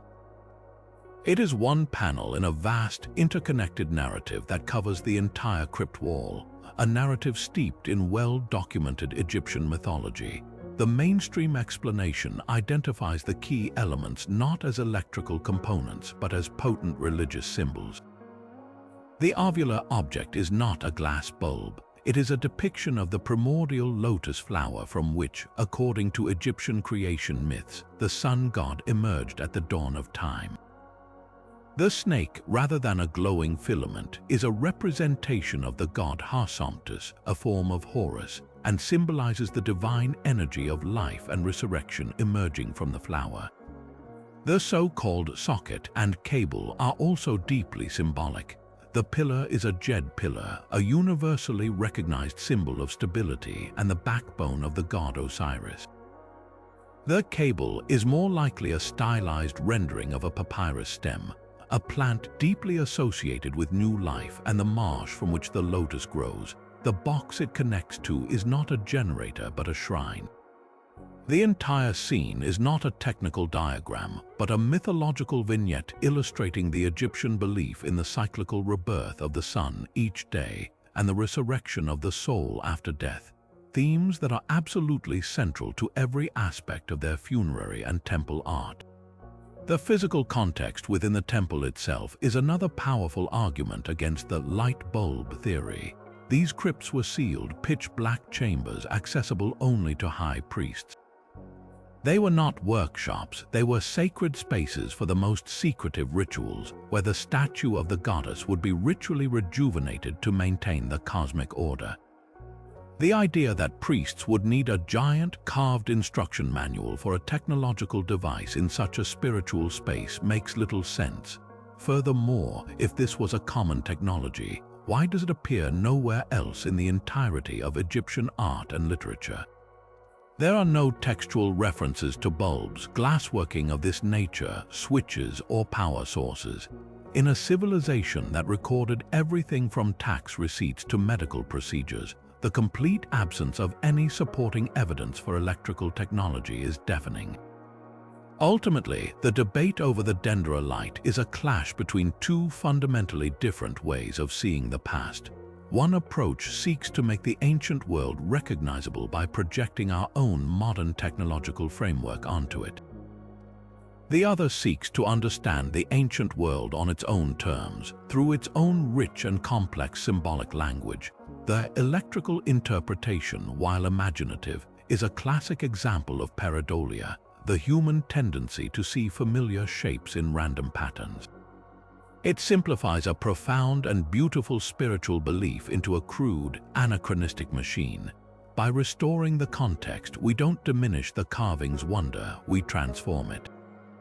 We exchange a speculative fiction about light bulbs for the authentic, awe-inspiring truth of a philosophy that saw the divine spark of creation in a flower emerging from the dark water, a timeless symbol of hope, renewal, and the eternal cycle of life that was far more powerful to them than any mere lamp could ever be. While the Dendera light and Maine Penny present puzzles with plausible historical explanations, some artifacts are crafted specifically to deceive, yet their fabricated stories take on a life of their own, creating powerful myths that prove incredibly difficult to dismantle. This brings us to one of the most famous and persistent modern hoaxes, a collection of stones that dared to rewrite the entire history of life on Earth. In the 1960s, a Peruvian farmer named Basilio Ushuaia began selling curious stones to tourists visiting the town of Ica. These weren't simple river rocks, they were carefully carved andesite stones, a hard, dense volcanic rock, and their surfaces were covered with incredibly detailed engravings. At first glance, the images seemed to depict typical ancient Peruvian scenes, fish, flowers, and familiar animals. But soon, the stones began to feature far more extraordinary subjects. They showed men using telescopes to gaze at the stars, performing complex medical surgeries like heart transplants, and perhaps most shockingly, riding on the backs of creatures that looked unmistakably like Triceratops, Stegosaurus, and pterodactyls. The implications were staggering, a direct challenge to every established principle of biology and archaeology. If authentic, these stones meant that an advanced human civilization had coexisted with dinosaurs, possessing medical and astronomical knowledge that rivaled our own. This narrative was a perfect storm for alternative history enthusiasts, creationists, and ancient astronaut theorists. It offered so-called proof that the accepted geological timeline was completely wrong, that humans and dinosaurs had lived together, and that a lost civilization had achieved technological marvels. A local physician, Dr. Javier Cabrera, became the stone's most passionate champion. He amassed a collection of over 15,000 of them, turning his home into a private museum and publishing a book that wove an elaborate tale around them. He claimed the stones were a vast encrypted library, left behind by a glorious, advanced race he called the Glyptolithic man who had come from another planet. For those seeking to overturn mainstream science, the Ica stones were the ultimate smoking gun.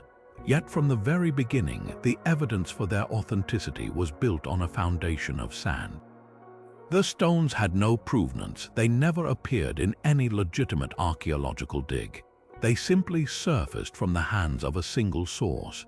The first major crack in the story appeared in a 1975 BBC documentary. Confronted by investigators and faced with the threat of prosecution for selling archaeological artifacts, which is illegal in Peru, Basilio Ushuaia, the farmer who supplied the stones, finally confessed. He admitted that he and other local farmers had carved the stones themselves. He demonstrated how it was done.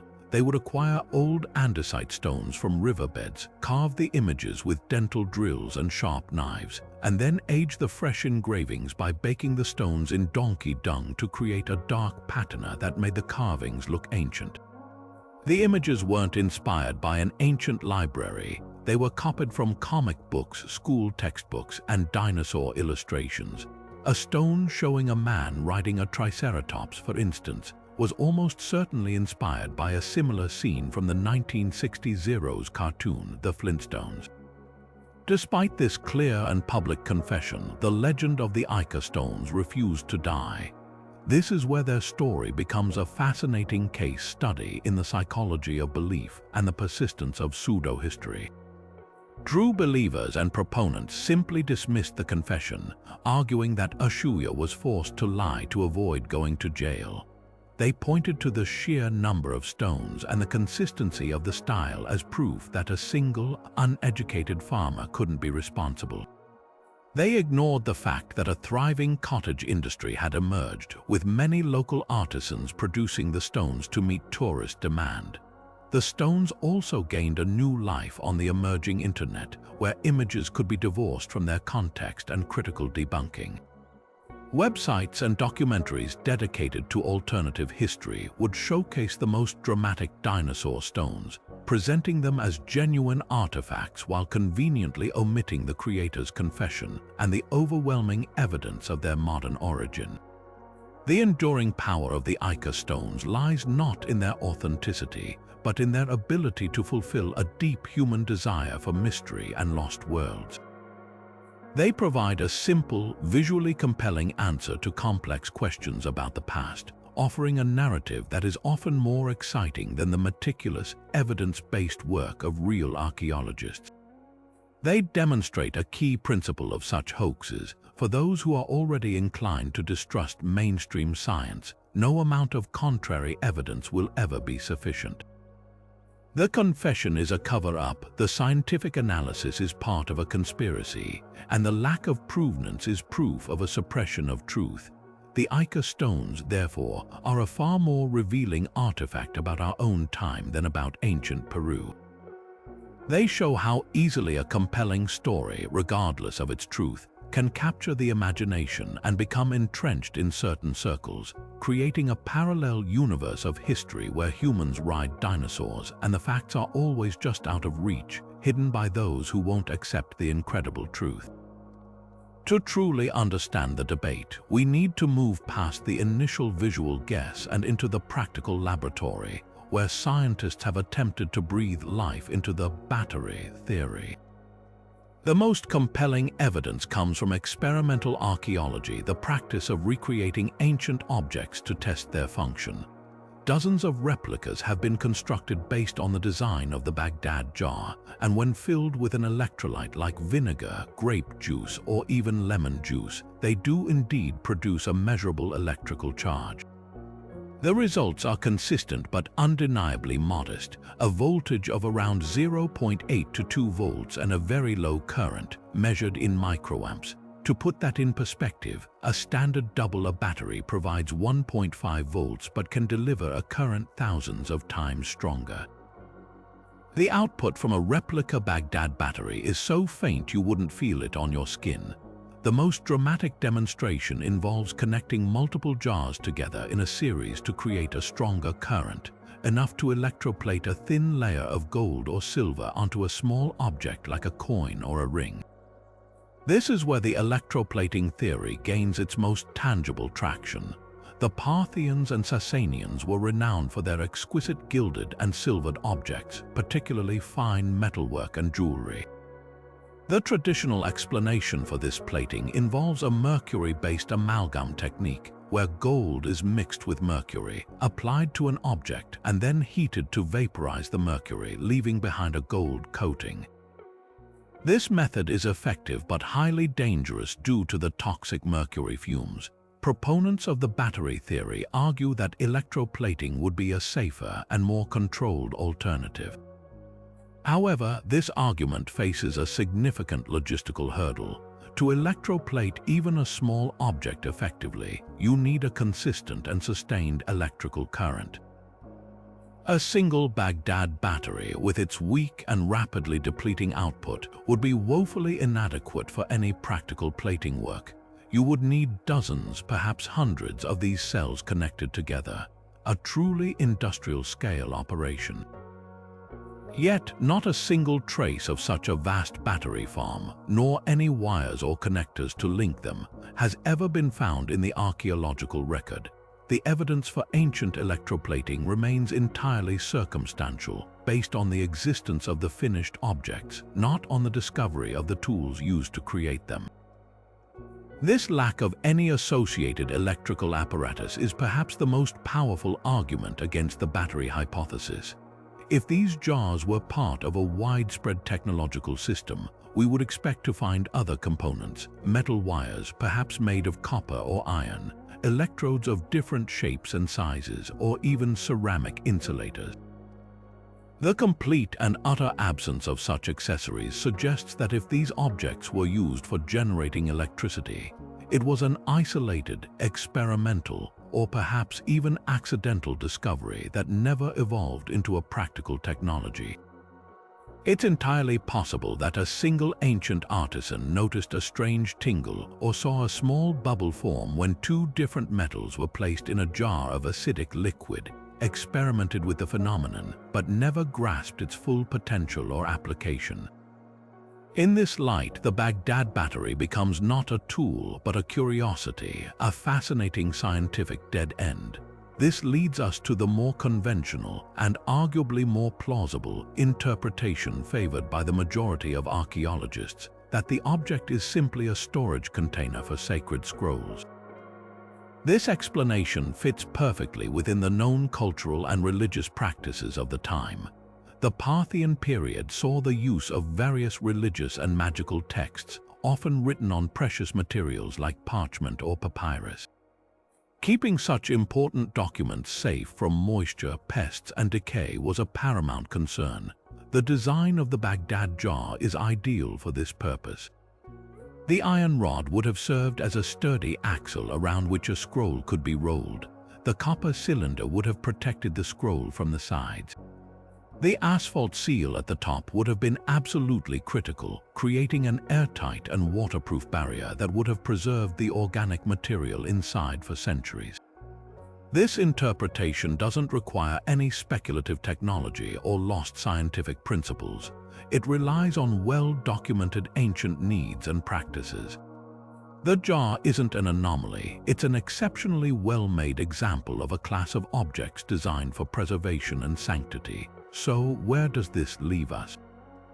The Baghdad battery remains one of history's most captivating enigmas precisely because it refuses to offer a definitive answer. The scientific experiments prove that it could function as a weak galvanic cell, opening a tantalizing window into a path not taken. Yet the overwhelming archaeological context suggests it almost certainly was used for the far more mundane but culturally vital task of protecting a sacred text. Its greatest power, therefore, may not be the few microamps of electricity it can generate, but the immense volts of curiosity it sends crackling through the modern mind. It challenges our linear view of progress and forces us to confront the humbling reality that the past is filled with isolated sparks of genius that flickered and died, leaving behind only a silent, enigmatic clay jar to tease our imagination. Yet for centuries, the best efforts of brilliant cryptographers and linguists yielded nothing but frustration. The manuscript seemed to defy every known method of code breaking. It wasn't until the dawn of the digital age that a new arsenal of tools became available, shifting the quest from the realm of human intuition to the domain of computational power. Modern decryption attempts have employed sophisticated algorithms and artificial intelligence to attack the problem, not with a theory of meaning but with pure statistical analysis. In 2017, a team of Canadian researchers led by Professor Greg Kondrak made headlines when they applied AI algorithms originally designed for language translation to the Voynich text. After training their system on the Universal Declaration of Human Rights in 380 languages, they fed it the manuscript's strange script. The AI's startling suggestion was that the text might be encoded Hebrew, with the letters of each word shuffled in a specific pattern and vowels removed. According to their model, the first translated sentence read, "She made recommendations to the priest, man of the house, and me and people." This was a bombshell announcement, offering the first tantalizingly coherent result from a machine. But almost as soon as the excitement spread, the skepticism set in. Hebraic scholars pointed out that the proposed sentence was clunky, ungrammatical, and didn't align with any known form of historical Hebrew. The AI had found a statistical path, but it hadn't necessarily found meaning. It highlighted both the promise and the peril of using machine learning on such a unique problem. Algorithms can identify patterns, but they cannot confirm context or understand nuance. This attempt, like so many before it, faded from the spotlight without providing a definitive key. The failure of this and other computational approaches has, perhaps inevitably, fueled the opposite argument that the manuscript contains no decipherable message at all. The hoax theory, once a fringe idea, has gained considerable traction. Proponents argue that the Voynich manuscript is an elaborate and meaningless creation, a fantastical book crafted by a clever forger, perhaps even its original finder, Wilfrid Voynich himself, to be sold for a fortune to a gullible collector. They point to the very statistical properties that make it seem language-like as evidence of a brilliant deception. The text's perfect entropy, the way it follows Zipf's law with a distribution of word lengths that mimics natural language, could be the work of a medieval con artist using a clever cipher device that produced grammatically shaped nonsense. The botanical illustrations they suggest are composites of different plant parts, fantastical inventions rather than real specimens. This perspective casts the manuscript not as a mystery to be solved, but as a testament to human gullibility and the enduring desire to find patterns even where none exist. It would be the ultimate intellectual prank, a 400-year-old puzzle with no solution because there was never a message to begin with. But the hoax theory also faces its own powerful counterarguments. Radiocarbon dating has definitively placed the vellum between 1400 and 1430, and the ink has been confirmed as consistent with that period. This effectively rules out Voynich himself as the creator. If it is a hoax, it was a medieval or Renaissance-era one, which makes the motive less clear.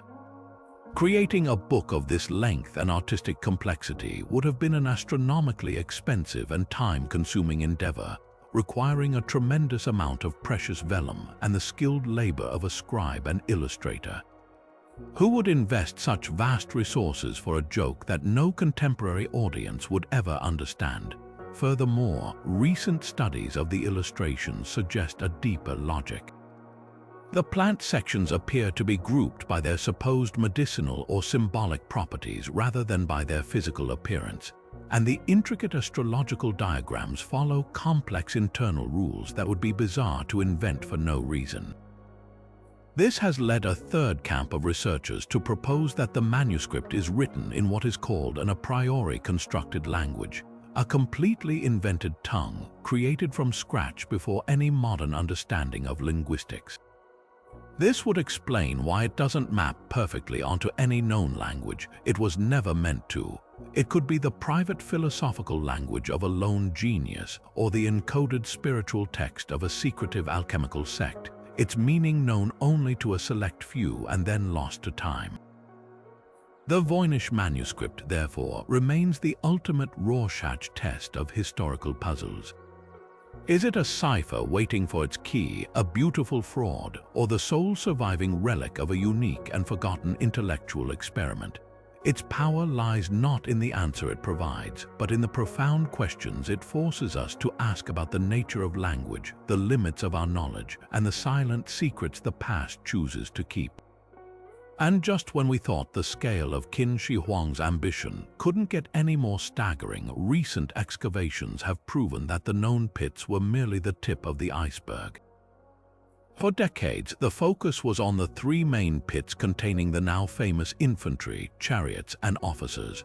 But advanced archaeological surveys, including ground-penetrating radar and targeted digs, have revealed a sprawling necropolis that is vastly more complex and bizarre than anyone had imagined. This isn't just an army, it's a complete, inverted replica of the emperor's entire court and kingdom, buried to serve him in the afterlife. The discovery of new pit complexes has completely upended our understanding of what this place was, transforming it from a military garrison into a metaphysical mirror of a universe ruled by one man. Among the most captivating new finds are the acrobats and strongmen of Pit K9901. Here, archaeologists uncovered a collection of figures that are a world away from the stern soldiers. These terracotta athletes are caught in dynamic poses. Some are muscular performers caught mid-handstand, others are weightlifters frozen with impossibly heavy bronze vessels, and some appear to be agile acrobats in the midst of a complex routine. They are shirtless, wearing only short skirts that allow for maximum movement, their muscles taut and expertly sculpted. This isn't just art, it's a window into the entertainment of the Qin court. These performers likely reenacted the juggling, dancing, and feats of strength that would have amused the emperor and his guests, suggesting that his afterlife required not just protection, but also leisure and diversion. It reveals a surprisingly human desire for pleasure that existed alongside the terrifying authoritarianism of his reign. Equally revealing is the pit of civil officials. This group of figures shatters the simplistic image of Qin Shi Huang as solely a brute militarist. These terracotta bureaucrats sit or stand in postures of calm authority, their faces composed and thoughtful. They hold no weapons, their power lies in the writing tablets they cradle. This is a profound statement about the true engine of the Qin state. The emperor's legendary unification of China, standardizing weights, measures, the written script, and even the axle width of carts, was not achieved by soldiers alone. It was administered by a vast, meticulous bureaucracy. These quiet, scholarly figures were the true architects of control, the civil servants who turned the emperor's radical decrees into everyday reality. Their presence in the tomb signifies that the emperor believed his eternal rule would require the same relentless, paperwork-driven efficiency that defined his earthly empire. Perhaps the most bizarre and enlightening discoveries come from the so-called Beshiri pits, excavations have unearthed terracotta representations of exotic animals, each life-sized and crafted with astonishing realism. There are cranes, geese, and deer animals from the imperial parks, but there are also creatures that never set foot in China, a pair of giraffes and a gorilla. This is not a mistake or a flight of fancy. Historical records indicate that the Qin court received exotic tributes from distant vassal states and trading partners along the nascent Silk Road. By including these animals, the emperor was making a cosmic claim of dominion. His power was so absolute that it extended not just over all of China, but over the entire known world and all its strange and wonderful creatures. His afterlife would be stocked with the rarest tributes, an eternal menagerie proving his global supremacy. The most recent and startling revelation came with the excavation of pit number 1's previously unexcavated sections. Archaeologists have begun to uncover figures that break all the established molds. There are statues of men who appear to be from Central Asia, with distinct facial features and hairstyles unlike the Han Chinese soldiers. There are figures in long, elegant robes that suggest they might be civil diplomats or scribes from foreign lands. There is even a figure clutching a strange, unknown instrument. Each new find adds another layer of incredible complexity to the site. We are learning that the first emperor's vision for eternity was not a static, silent army, but a vibrant, functioning, and unbelievably diverse cosmos.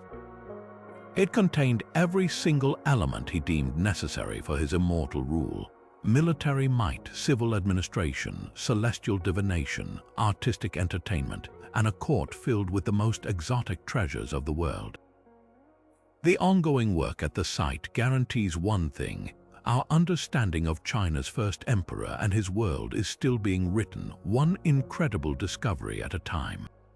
Yet the legacy of the Rosetta Stone extends far beyond its initial role as a linguistic key. Today, this same slab of granodiorite sits at the very heart of a fiery, global debate about cultural ownership, colonialism, and the rights of nations to reclaim their plundered heritage. For decades, the stone has been the undisputed star of the British Museum's Egyptian collection, drawing millions of visitors who queue to glimpse the artifact that unlocked a civilization. But in Cairo, and for many Egyptians and scholars worldwide, its display in London is not a point of pride but a lasting symbol of imperial theft. The stone was acquired not through careful archaeology but as a spoil of war.